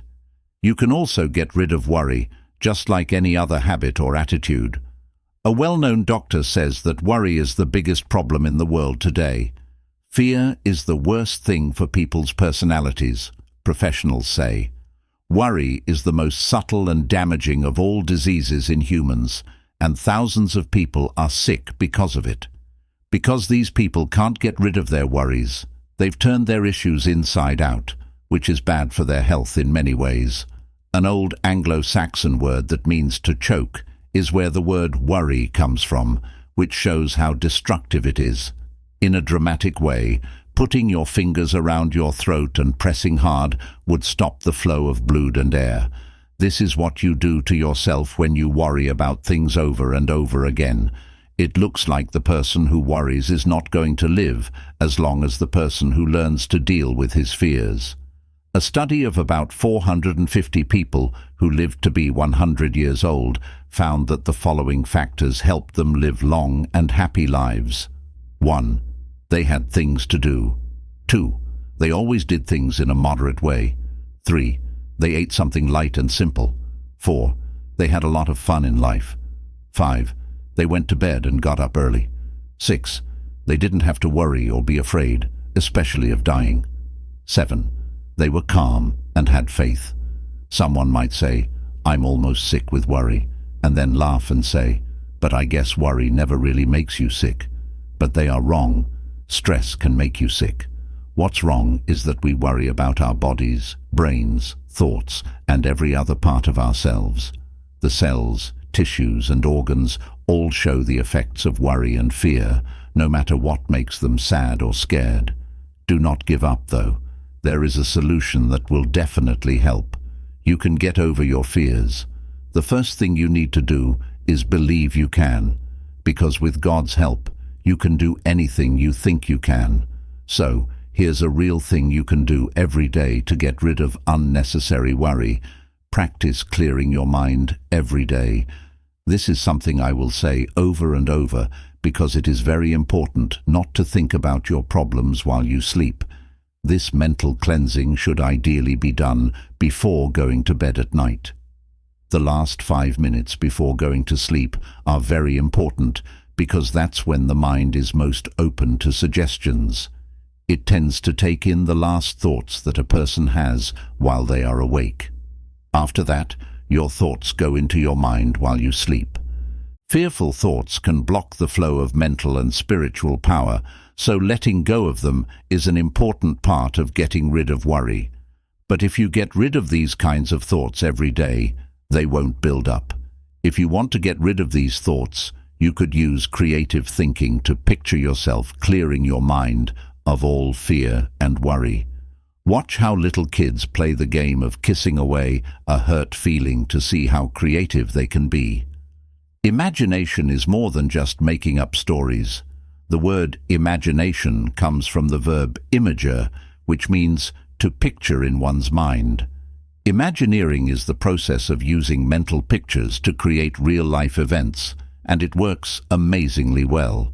Whatever picture you make in your mind, whether it's one of fear or one of freedom from fear, may become real if you hold on to it with enough faith. One thing that might help is to picture all of your worrying thoughts flow out of you like water comes out of a bowl when the stopper is taken off. Say this affirmation 5 times slowly. With God's help, I am now emptying my mind of all anxiety, all fear, and all sense of insecurity. Then say this affirmation again. I believe that my mind is now emptied of all anxiety, all fear, and all sense of insecurity. Say this 5 times while picturing your mind being empty. After that, thank God for setting you free from your fear, and then go to sleep. For better health, use this method in the morning, afternoon, and at night before bed. For this, find a quiet place to be for 5 minutes. If you do this regularly, you will soon see how well it works for you. In time, this way of thinking will get rid of stress. I can't stress how important it is to clear your mind of fear and worry. If you worry about something for a long time, you might actually serve as a catalyst for it to happen. One of the worst things ever said is written in the Bible. It's terrible because it's true. What it says is, "For the thing which I greatly feared has come upon me." Of course it will, because if you constantly fear something, you tend to create mental conditions that help it grow. Fear can't stand up to faith. Get good at faith, and you'll get good at fear too. The Bible also says, "That which I greatly believed has come upon me." The Bible tells us many times that if we have faith, nothing is impossible. If you change your thought from fear to faith, you will stop making the things you are afraid of and start making the things you are faith in. If you want to break the habit of worrying, here's a good idea. Make the huge tree of worry that has grown up in your mind over many years as small as possible. First, cut out the small fears and stress-filled words. For instance, cut down on the number of worry words you use. Words can come from stress, but they can also make worry worse. When a worry thought comes up, say a faith statement right away to get rid of it. For instance, instead of saying, "I'm afraid I'll miss the train," say a prayer to get rid of the worry and get going a little earlier. You are more likely to be well organized if you don't worry as much. A clear mind is more organized and better able to keep track of time. A friend of mine says that he says, "I believe," 3 times every morning before he gets up. For this reason, he sets his mind on faith at the start of the day, and it never leaves the belief that by faith he will get through the day's problems and challenges. He starts the day by thinking of clever, good things. He has faith, and someone who has faith is hard to stop. A lot of people fail to get over problems like worry because they make them seem too hard to solve. It can help a lot to attack the problem with a simple method that makes your fight against worry more thrilling. A man who used to worry a lot came up with what I've seen. At one point, he was worried so much that he was getting sick and having bad jitters. It was always bothering him to think about whether he had said or done the right thing. Every time he thought about his choices, they made him nervous. It occurred to me that he should come up with a simple way to forget about the day when it was over and move on to the next one. I told him about it one day when I saw that his mood was getting better. "Oh yes," he said, "I finally got it, and it's worked so well." He asked me to come by his office at the end of the day, and he would show me how he had stopped worrying. One night I did, and he told me that he had a little routine that he did every night before he left his office. We put on our coats and hats and walked toward the door. There was a trash can by the door and a calendar on the wall above it. One date at a time was shown, and it was big. He grabbed the calendar page for that day and tore it off. "Now I will do my evening ritual, the one that has helped me break the habit of worrying." I found it very interesting as he slowly opened his fingers and rolled it into a small ball, which he then threw away.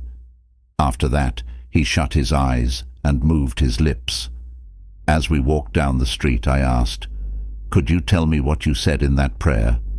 He laughed and said, "I don't think that's your kind of prayer." "Well, I pray, Lord, you gave me this day. I didn't ask for it, but I was glad to have it. I did the best I could with it, and you helped me, and I thank you. I made some mistakes." He played up the end of the day and turned his attention to the future, hoping to do better the next day. It's dark when the day is over because God draws the curtain of night. This man worked with God's plan, and over time his past mistakes and failures slowly lost their power over him. He was freed from the problems that had built up from the days before. "But this one thing I do, forgetting those things which are behind and reaching forth unto those things which are before, I press toward the mark for the prize of the high calling of God in Christ Jesus." To help you stop worrying, here are some things you can do right away. 1. Say, "Worry is a very bad mental habit. I can change any habit with God's help." 2. As much strength and persistence as you can muster, you can break the opposite and stronger habit of fear and be free of it. Start living out your faith. 3. How do you live out your faith? As you wake up every morning, say out loud, "I believe." This is a good way to start. Say this prayer often. "I place this day, my life, my loved ones, my work, in the Lord's hands. There is no harm in the Lord's hands, only good. Whatever happens, whatever results, if I am in the Lord's hands, it is His will, and it is good." 5. Say something good about everything all the time. Saying things like, "This is going to be a terrible day," is not a positive affirmation. Instead, say things like, "This is going to be a glorious day," or "I'll never be able to do that." Instead, say things like, "With God's help, I will do that."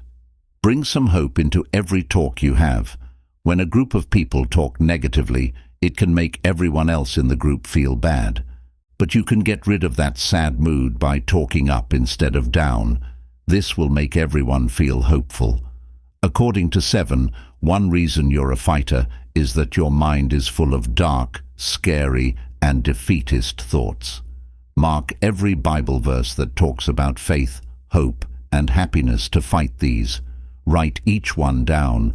Repeat them over and over until they become a part of your thoughts.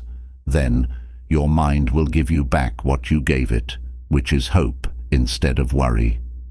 8th, help other people stop worrying. When you help someone else get over their worry, you get stronger yourself. 9. Every day, think of yourself as living with God as a partner and in friendship. Would you be scared and worried if He walked right next to you? Then tell yourself, He is with me. Happiness is one of the most valuable things in the world for most people, but we often fail to find it. In Create Your Own Happiness, you'll learn why being happy is really a state of mind. I once met a man who was so happy he could barely hold it in. My friend told me his secret, and he said, "Well, it's as obvious as the nose on your face. Every morning when I wake up, I know I have two choices, to be happy or unhappy. And you know what I do? I choose to be happy, and that's all there is to it."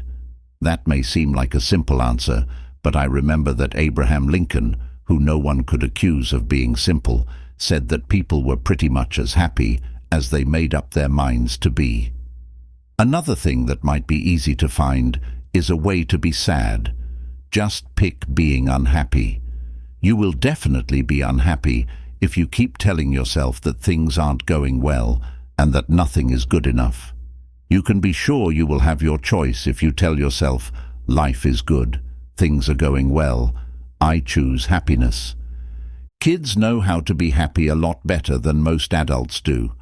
The adult who can keep the spirit of a child into middle age and old age is a genius, because he will keep the truly happy spirit that God gives to children. Jesus Christ is very subtle. He tells us that the best way to live in this world is to think and feel like a child. To put it another way, don't let your spirit get old, boring, or tired. Do not become too smart. Someone asked a 9-year-old what makes her happy. She named her friends from play, her school, her church, and her family. The things on that list are also important as an adult. Your work, your place of prayer, your friends and co-workers, and the people in your home group who love you. That's it for happiness.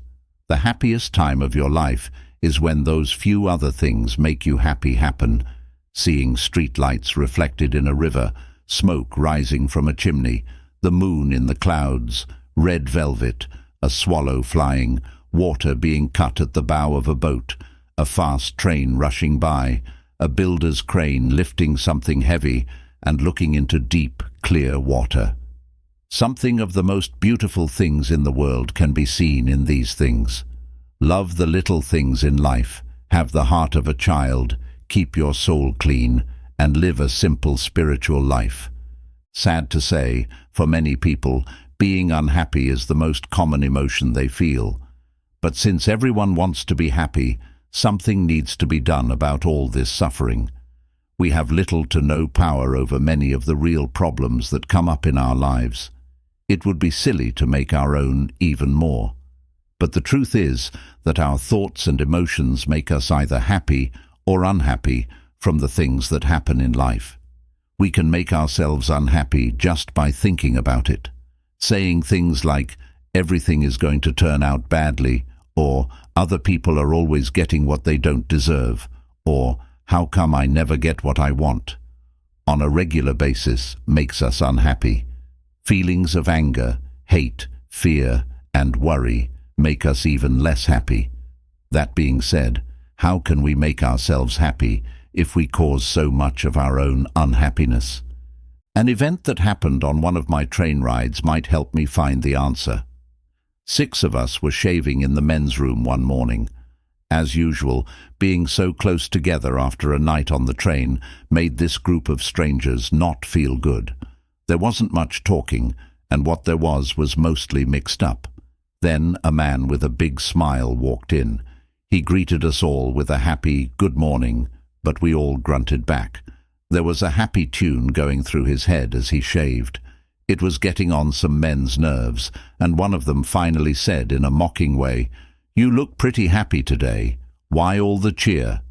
The man replied, "Yes." He said, "Actually, I am happy. I do feel cheerful." Then he added, "I make it a habit to be happy." That's all he said, but it was a very deep statement, because mental habits play a big role in how happy we are.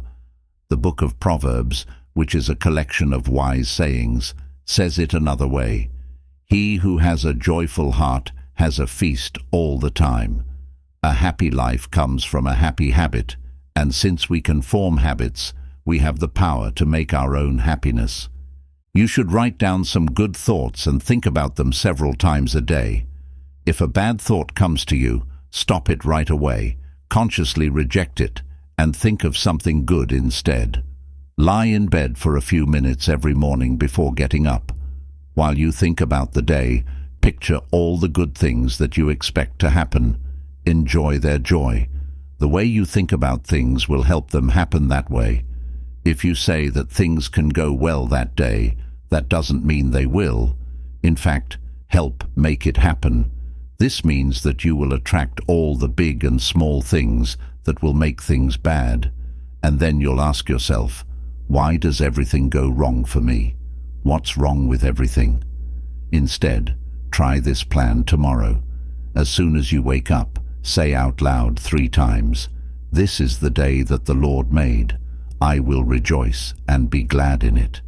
Do this in a strong, clear voice with a positive tone and emphasis. The quote comes from the Bible, and it's a good way to feel better when you're sad. While getting dressed, shaving, or eating breakfast, you could also say things out loud like, "I think today is going to be great. I think I can handle any problems that come up. I feel good in my body, mind, and spirit. I am thankful for everything I have had, everything I have now, and everything I will have in the future. Things won't fall apart because God is here, He is with me, and He will see me through." I thank God every time I say these phrases and think about what they mean.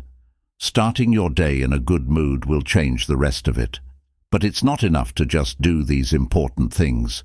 You also need to follow basic rules for happy living throughout the day. One of the simplest and most practical rules for happy living is: one man who truly knew happiness was a friend of mine named Ralston Young, who was once famous as Red Cap number 42 in New York City's Grand Central Station.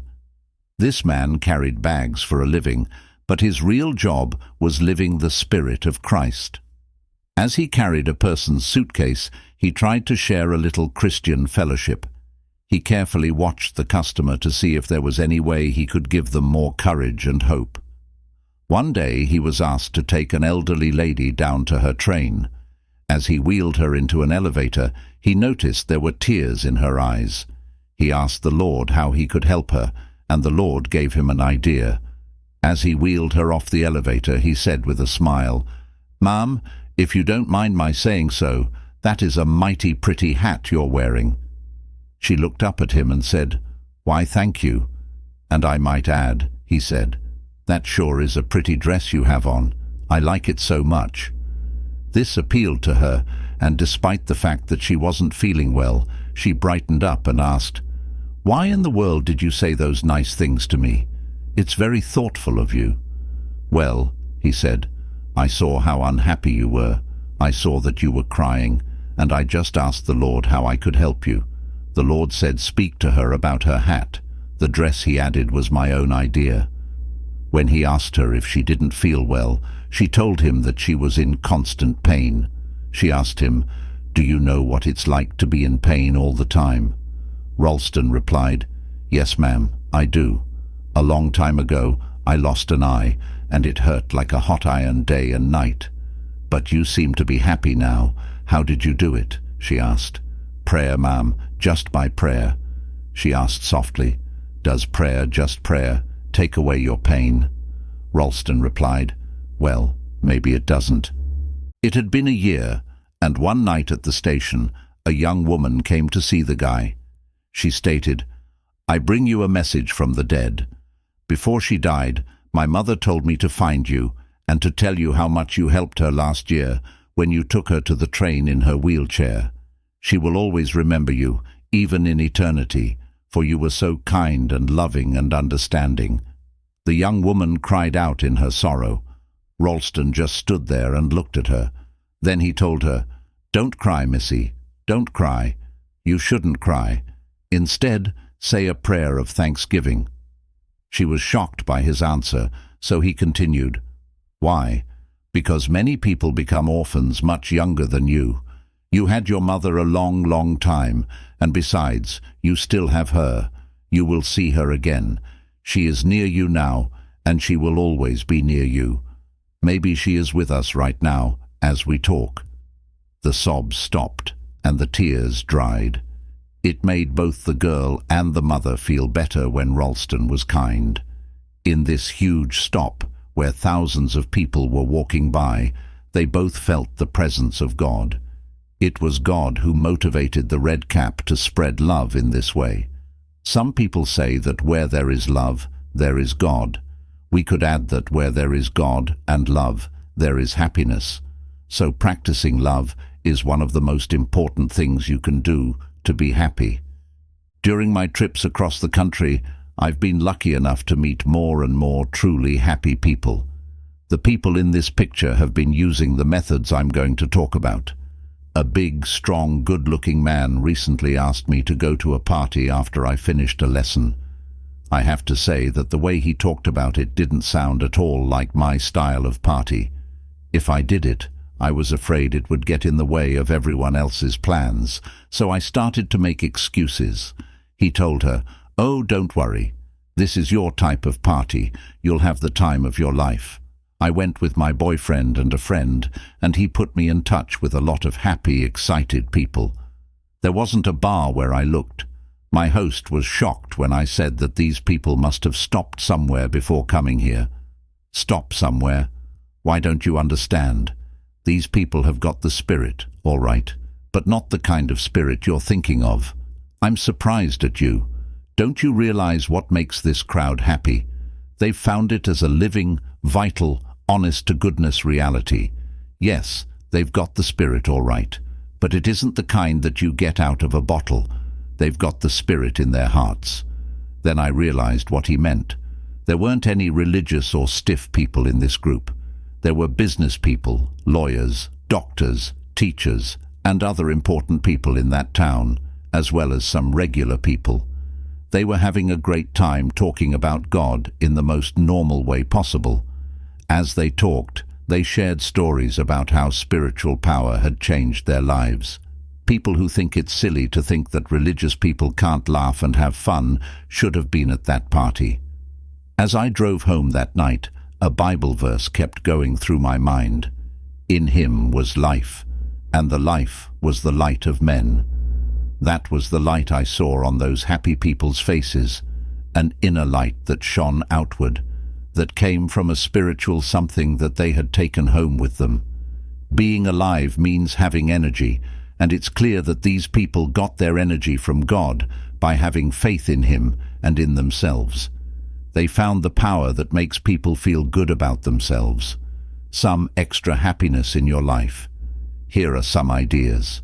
First, keep in mind that your thoughts and feelings are what make you happy. Don't let anger, hate, fear, or worry take over your thoughts. 2. Make being happy a habit. You can make this a habit so you can choose to do it. He who has a joyful heart has a never-ending feast, says the book of Proverbs. 3. Think happy thoughts. You should write down some good thoughts and think about them several times a day. If a bad thought comes to you, stop it right away, consciously reject it, and replace it with a good one. 4. Every morning when you wake up, say this out loud. This is the day that the Lord made. I will be joyful and glad in it. Music. Let's face it, everyone wants to be liked. One of the deepest drives of human nature is the desire to be appreciated, the longing to be liked, to be held in high regard, and to be a person whom others seek out is fundamental in all of us. On this side, you'll learn how to have easy, natural, and pleasing relationships with other people and how to be someone they'd want to know. A poll was given to high school kids to find out what they wanted most. The kids answered that they wanted to be famous by a huge margin. People of all ages feel the same way. In fact, I don't think anyone ever grows tired of wanting to be liked and admired by their friends and co-workers. It is one of the worst feelings in the world to feel like you are not wanted or needed. To be emotionally stable and happy, you have to feel like other people need you. Even so, it's sad to think about how many people feel alone. A young doctor rushed in to take his place at the table while I was having lunch one time. As he sat down with a tired sigh, he looked stressed out. He whined, "If only the phone would stop ringing. People call me all the time, and I wish I could silence that phone." An older doctor at the table said, "I know how you feel. I used to feel that way too. But you should be thankful that the phone does ring. be glad, that people want and need you." The man then said, "Nobody calls me anymore. I would like to hear the telephone ring again. Nobody wants me and nobody needs me. I'm a has-been." Not only is it a sad way to live, but it's also bad for people's minds. Do something about how useless you feel for your own sake. Take a break from yourself for a while. You should stop feeling sorry for yourself and do something nice for someone else instead. Think about those who need your help and are less lucky than you. Help out a good cause by volunteering. You will get the respect we all need, and other people will also gain a lot from what you do. The goal of being popular is often unsuccessful for those who try. Seeking popularity just for the sake of it can be a shallow goal that leads to shallow results. On the other hand, everyone knows someone with that extra something, that charm that comes from being sure of themselves. These people always seem to have friends, like they don't even try. Before we talk about how to make your relationships better, I want to let you know that no one is liked by everyone, no matter how great they are. It's an odd thing about human nature, but there are some people we just don't get along with. This is something that even the Bible says about people. If it be possible, as much as lies in you, live peaceably with all men. The Bible is very reasonable. It knows people, their flaws and all the amazing things they can be. The Bible told the disciples that they should try their best to get along with the people in the villages they visited. If they still couldn't, they were told to shake off the very dust of the village from their feet. This means that if someone doesn't want to welcome you, you should shake off the very dust from your feet as a testimony against them. You've tried to learn how to be sought after many times, but have never been able to do it. Because they really want to be liked, some people do things they don't really enjoy, even going to lengths. This desire is often, unfortunately, just a look for a shallow kind of fame. Having said that, let me tell you about some things you can do to become someone other people want to be with, without having to fake it or act fake. Even if you are tough or naturally shy and quiet, you can still have good relationships with other people. Here are some ideas. Try to be the kind of person that makes other people feel at ease. Some people always put up a wall between themselves and the rest of the world. It's hard to be around them because stiff, indifferent people never quite fit in with a group. You don't know how they're going to act or what they're feeling. They make you feel a little uncomfortable. But someone who is comfortable is calm and at ease. A nice, kind and friendly vibe comes off of them. When you're with them, it's like putting on an old hat or shoes. You should try to be yourself. People who are easy to get along with generally have a lot of energy. Little people, or people who care too much about their place or status, are often stiff and quick to anger. There are many traits that make someone likable, but there is one that stands out above all others: a genuine love and interest in other people.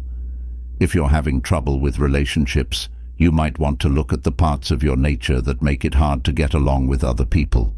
If someone doesn't like you, don't instantly think that there is something wrong with them. Maybe the problem is with you. To find and fix these kinds of problems, you have to be completely honest, and you might need the help of a professional counselor. Some of the rough parts of your personality might be things you've picked up over the years. You might think those things as a defense, or they might come from the way you felt when you were younger. They can be gotten rid of no matter where they come from. He is about 35 years old and has great looks. He is looking for help with relationship issues. It's strange that people don't like him, but he went on to describe a bad situation to show how terrible he is at getting along with others. He said, "I do my best. People just don't like me, no matter how hard I try to follow the rules I've been taught about getting along with others." It became clear after talking to him that the problem was that the way he spoke showed that he was always negative. Even though it was barely hidden, this attitude was still there. He had an ugly way of pursed lips that made him look like he was being prim or correcting everyone, like he thought he was better than them and looked down on them. "Isn't there some way to change myself so people will like me?" he asked. "Isn't there a way for me to stop unintentionally making people mad?" The young man was very self-centered and prude. The only person he liked was himself. Without realizing it, he judged everything he said and did by how it made him look.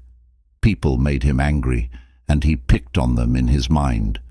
There weren't many problems with other people, but he was trying to change everyone to fit his needs.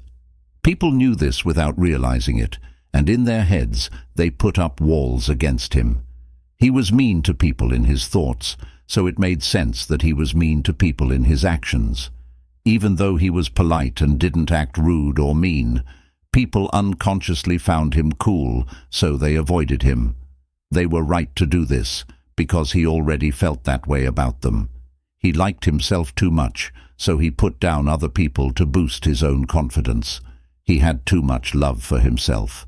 In order for things to get better, he had to learn how to forget about himself and love other people, which was very different from how he usually. He didn't understand what was going on when his problem was explained to him, but because he was honest and meant business, he used the skills he gave him to love others instead of loving himself too much. Because his egotism was so strong, he had to make some big changes in order to reach his goal, but he did it in the end. He was told to make a list of all the people he had met that day, like the bus driver or the newsboy. Before going to sleep every night, he was to picture each person on the list in his mind. As he did this, he was to think a good thought about that person and then pray for them.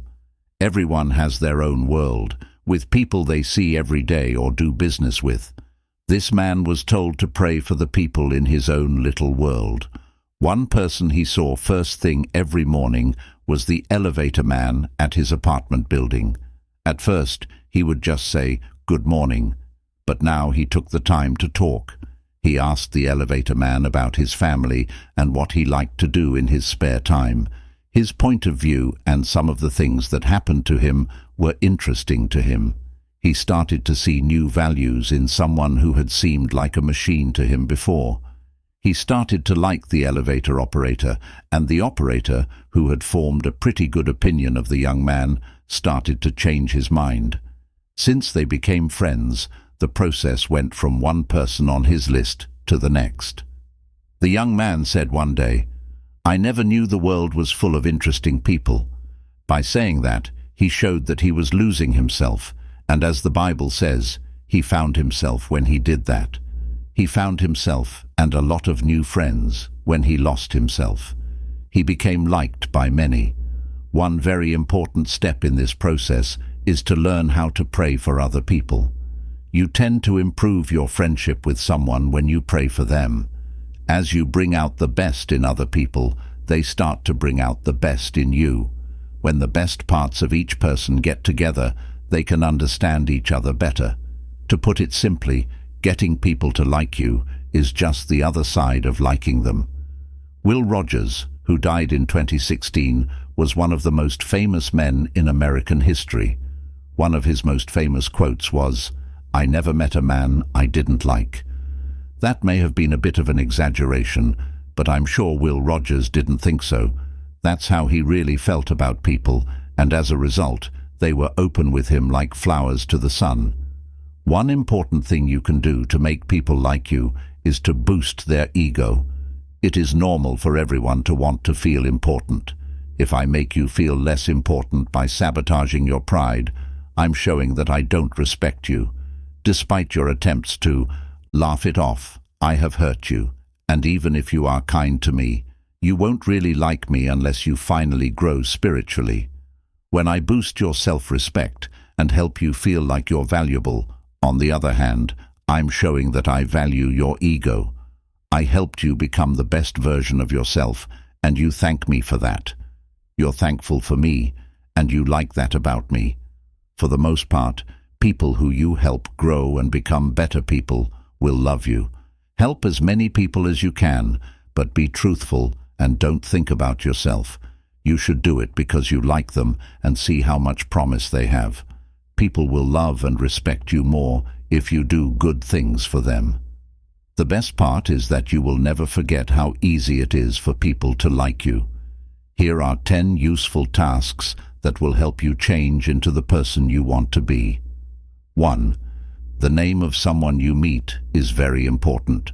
Try to remember it when you meet them. They might think you're not interested in them if you don't. 2. Try to make other people feel at ease around you. Make them feel like they're at home with you. 3. Learn to be calm and relaxed so that small things that bother you every day don't bother you. 4. Avoid coming across as cocky and sure you don't think you know everything. 5. As a way to keep your mind active, try to be an interesting person. Being with someone who is interesting is fun. 6. Get rid of the annoying parts of your personality. If you think you might have some that you're not aware of, ask a friend or maybe a professional to help you. 7. Try to clear up any mistakes you have with other people. Truly let go of your complaints. 8. You should work on liking people until it comes easily. 9. Never pass up a chance to congratulate someone on a job well done or to show understanding for their sadness or loss. 10. Get stronger spiritually and then help other people get stronger so they can handle life better. People will love you more if you give them strength. Churchill wrote about Tudor, the great British general, at one point. He was in charge of a division in the British Fifth Army in March 1918 when the Germans launched a strong attack. Even though the odds were against him, General Tudor knew how to deal with something that didn't seem to move or be beatable. His plan was easy. He just stood there and let the obstacle break on him. The obstacle then broke him. Now here is what Churchill said about General Tudor. The impression I had of Tudor was of an iron peg hammered into the frozen ground, immovable. General Tudor knew how to stand up to an obstacle. Just stand up to it, that's all. Don't whine or complain about it. Don't give way under it. Stand up to it, and it will finally break. You will break it. Something has to break, and it won't be you. It will be the obstacle. People who cringy in front of their challenges not only trip themselves up, but they can often affect a whole team or organization. People like the Obstacle Man, for example. Here's his story. This Obstacle Man worked in a large creative organization. He received this name because no matter what suggestion was advanced, his mind instantly latched onto all the possible obstacles in connection with it. One day, the directors of his firm were considering a project which involved considerable expense and some definite hazards as well as possibilities for success. In a discussion of the venture, the Obstacle Man would frequently say, "Just a moment, let's consider the obstacles involved." Now, present at this meeting was another man who said very little, but who was greatly respected by his colleagues for his ability and achievements. After listening to the Obstacle Man's litany of objections, he finally asked, "Why do you constantly emphasize the obstacles in this proposition instead of the possibilities?" The Obstacle Man replied, "To be smart, one must always be realistic, and the fact that this project has real problems is a fact. What attitude would you have toward these problems, may I ask?" The other man answered without hesitation, "How would I deal with these problems?" "But," said the Obstacle Man, "that's easier said than done. You say you would remove them and forget them. Do you know any way to do this that none of us have found?" The other man asked with a slow smile. "My whole life," he replied, "removing obstacles, and I have yet to see one that couldn't be removed as long as you had enough faith, guts, and were willing to work. Since you want to know how it's done, I'll show you," he said, pulling a card out of his wallet and shoving it across the table. "That's how I work. Also, don't make a big deal out of the fact that it won't work." The Obstacle Man picked up the card and read the words to himself with a strange look on his face. "Read them out loud," the other man urged. In a slow, doubtful voice he read, "I can do all things through Christ who strengthens me." The card's owner put the card back in his wallet and said, "I've lived a long time and have faced many difficulties. but those words have real power, and with it, you can get rid of any obstacle. Think about how sports champions keep their minds focused on winning. Even when things look bad, they can't give up or let negative thoughts take over, or they lose the power to win. If you want to be a champion in your own field, you need to keep your mind and spirit sharp. You may now say, "But you don't know my circumstances." If that's true, and you're as low as a person can go, then congrats. You're at the bottom, and the only way to go from there is up. On the other hand, it's hard to say you're in a situation that no one has ever seen before, because there isn't one. In reality, there are only a few human situations that have been similar. When someone asked a wise old man how he got through the hard times in his life, he replied, "How do I get through trouble? Well, first, I try to go around it, and if I can't go around it, I try to get under it, and if I can't get under it, I try to go over it, and if I can't go over it, I just plow right through it." He continued, "God and I plow right through it together." Getting rid of certain thoughts and words, which we'll call little negatives, is one way to make your mind more upbeat. These small cons make it hard for most people to have a good talk. Each one seems unimportant on its own, but when you add them all up, they make you feel bad. You might be surprised by what you find out about how you talk to people. Sometimes we say negative things like, "I'm afraid I'll be late," "What if I have a flat tire?" or "I don't think I can do that," or even, "I knew it was going to rain."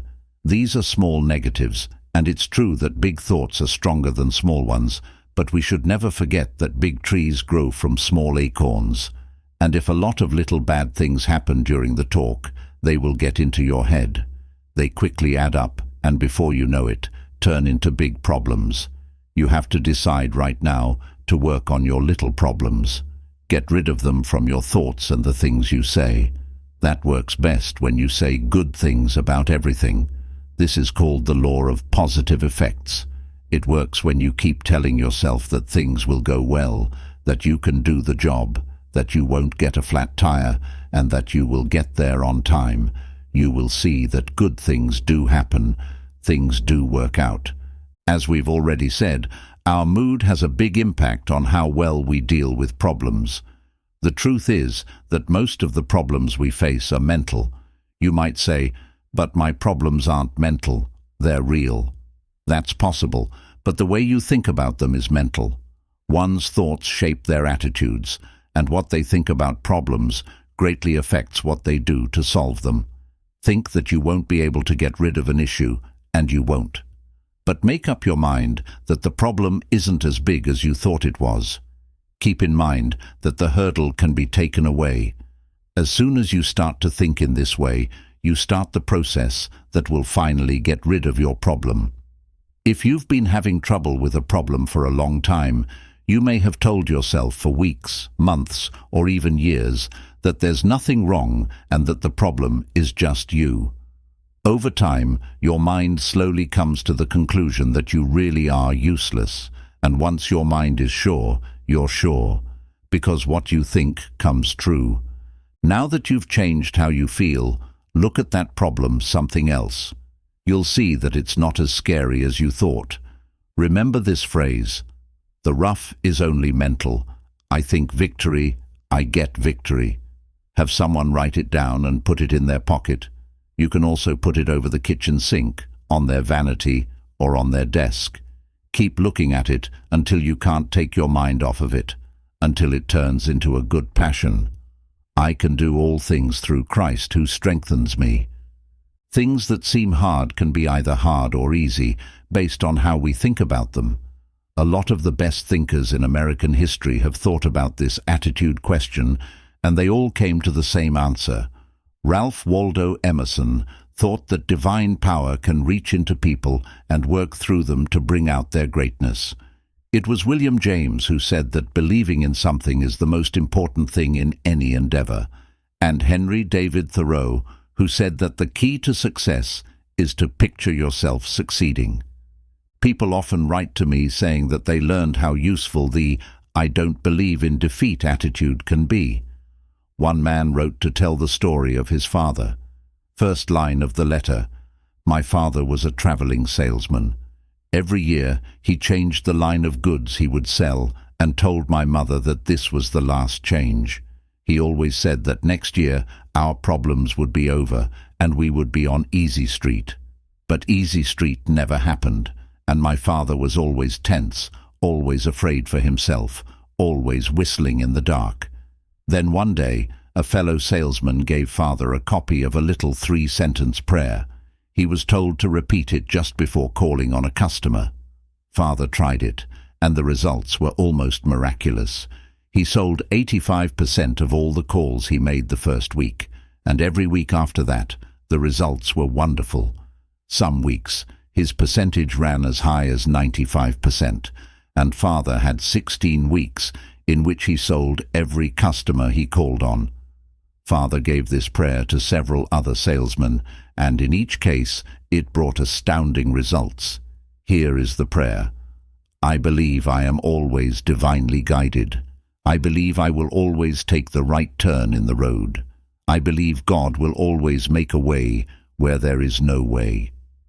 Of course there are problems, but most of the time they're not as hard as they seem, even if we make them up.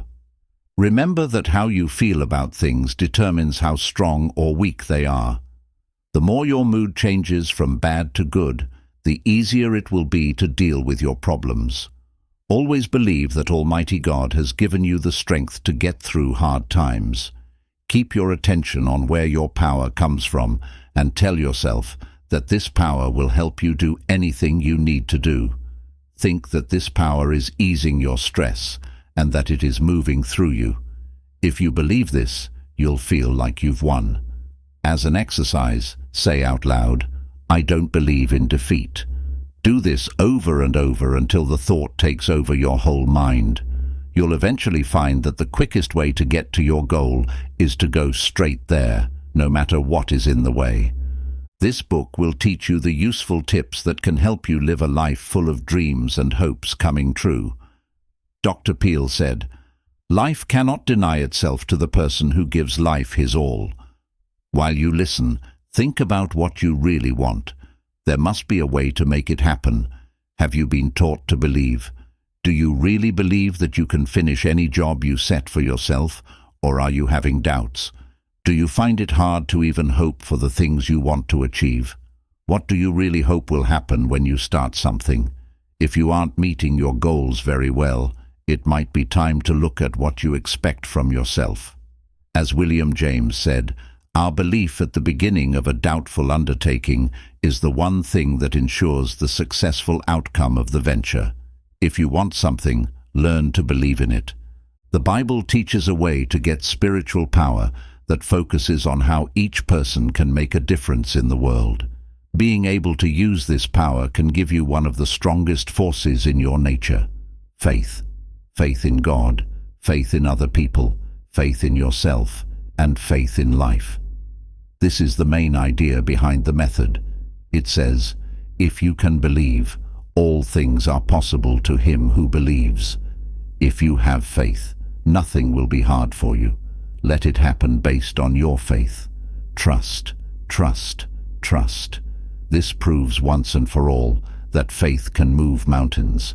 Again, I will tell you that reading the New Testament is the best thing you can do to take advantage of life.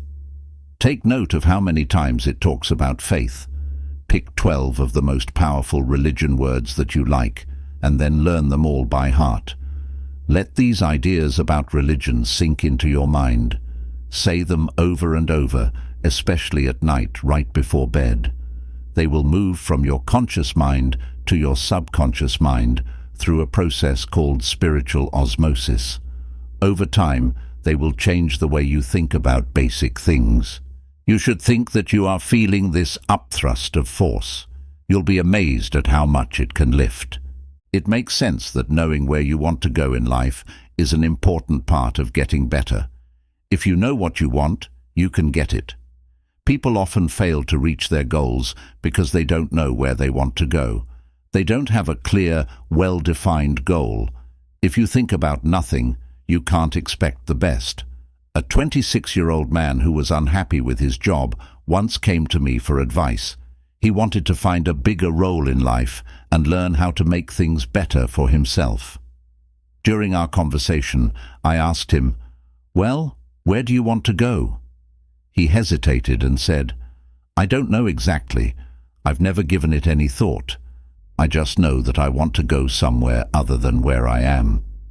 I then asked, "Well, what can you do best? What are your strong points?" "I don't know," the man said. "I never thought that over. But what would you like to do if you had your choice? What do you really want to do?" "I just can't say," said the reply. "I don't really know what I'd like to do. I never thought it over." Eventually, I said, "Now, look here. You want to go somewhere from where you are, but you don't know where you want to go. You don't know what you can do or what you would like to do. You'll have to get your ideas organized before you can expect to start getting anywhere." That's a problem for many people. They never get where they want to go or do because they don't know for sure. There is no end to having no goals. A newspaper editor who was very good at what he did was once asked, "How did you become editor of this important newspaper?" He simply replied, "I wanted to be." Someone asked him, "Is that all there is to it?" "You want to be, and so there you are." "Well, that may not be all of it, but that was a large part of the process," he said. The quote goes like this: "I believe that if you want to get somewhere in life, you must make a clear decision about what you want to accomplish. Make sure it is a sound objective, then photograph this goal on your mind and hold it there. Work hard, believe in it, and the thought will become so powerful it will tend to assure its own success. I've found that if the objective is sound and you hold the mental picture strongly enough, you will become what you picture." The editor then pulled out a worn-out card from his wallet and said, "I repeat this quote every day of my life. It has become my guiding thought." The card said, "A man who is self-reliant, positive, optimistic, and goes into his work with the certainty of success magnetizes his condition. He draws to himself the creative powers of the universe." It is true that someone who thinks positively with self-reliance and optimism does magnetize their condition. It's been shown over and over that the mind tends to get what it really wants. Take a look at that. It could be that this is because what you expect is what you want. If you don't want something so badly that it creates a dynamic environment of good things, your desire is likely to follow a great law. It does great things to think about faith power. These 4 words are full of energy and great ideas. Think about them. Say them over and over until you believe them. Power of faith does amazing things. If you have hope and power, you can get through anything and do amazing things. How do you make faith stronger? I've already said that the answer is to soak your mind in the Bible's great words. Every day, read the Bible for an hour and try to remember its most important parts. It will be hard to describe how much you and your situations will change. You only need to read one part of the Bible to do this.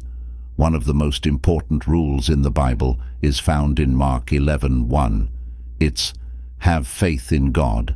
For verily I say unto you, that whosoever shall say unto this mountain, Be removed, and be thou cast into the sea, and shall not doubt in his heart, but shall believe that those things which he saith shall come to pass, he shall have whatsoever he saith." Why does this passage use heart? Because it means you shouldn't let doubt into your mind, into who you are at your core. And this isn't the kind of shallow doubt that comes up when you ask smart questions. Instead, we are told to stay away from the deep, basic doubt that gets in the way of trust. It's also interesting to note that this text says, "You shall say to this mountain." Some people don't get great things happen because they aren't specific enough in how they use their faith power. In other words, don't try to solve all of your problems by tackling the whole mountain range. Take care of one issue at a time. Describe it. What is the best way for you to get what you want? First, you should ask yourself, should I want it? Really think about this question in prayer to make sure you should want it and have it. Do not be afraid to ask God for what you want if you know the answer to that question is yes. You don't need to worry if God, who knows better, thinks you shouldn't have it. You won't get it from him. But if it's the right thing to do, ask him for it, please. And don't have any doubts when you ask. I told one man who always thought the worst would happen in every part of his life that he should have a bad outlook on every project or problem he faced, and strongly disagreed with these ideas. He even offered to do a test to show them they were wrong. He made them work hard and kept track of their progress because he was an honest man. He told them after 6 months that 85% of his problems had been solved to his satisfaction. I am now convinced, he stated, although I wouldn't have believed it possible. It seems to be true that if you expect the best, you are given some strange kind of power to create conditions that produce the desired results. From now on, I am changing my mental attitude and shall expect the best, not the worst. My test indicates that this is not a theory, but a realistic way to meet life situations. May I say that I'm really interested in you? As you deal with life's problems each day, I want you to say to yourself, I believe that God gives me the power to achieve what I really want. Don't say the worst thing that could happen. Don't even think about it. Get rid of it from your mind. Every day, tell yourself at least 10 times, I expect the best. With God's help, we'll get the best. In the deepest parts of your mind, picture the best and use your faith and energy to make it happen. If you really want something with all your heart, that's the secret, and you try to find clever ways to get it, your efforts will not go to waste. So, have faith in the best. Don't think about the worst that could happen. Don't think about it anymore. Don't think that the worst will happen. What you think can grow. So, only take in the best. Care for it. Pay attention to it. Make it clear.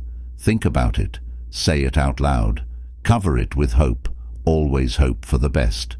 And God's power will help spiritually creative mind power make the best product.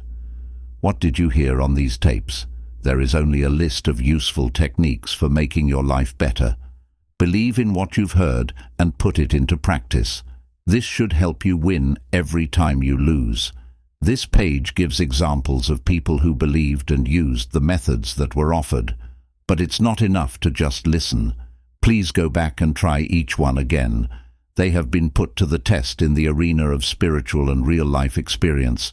They have worked for many people before, and they will work for you too. I feel like I've met you through these tapes, even though we may never meet in real life. We work together and are friends. So, have faith and live well.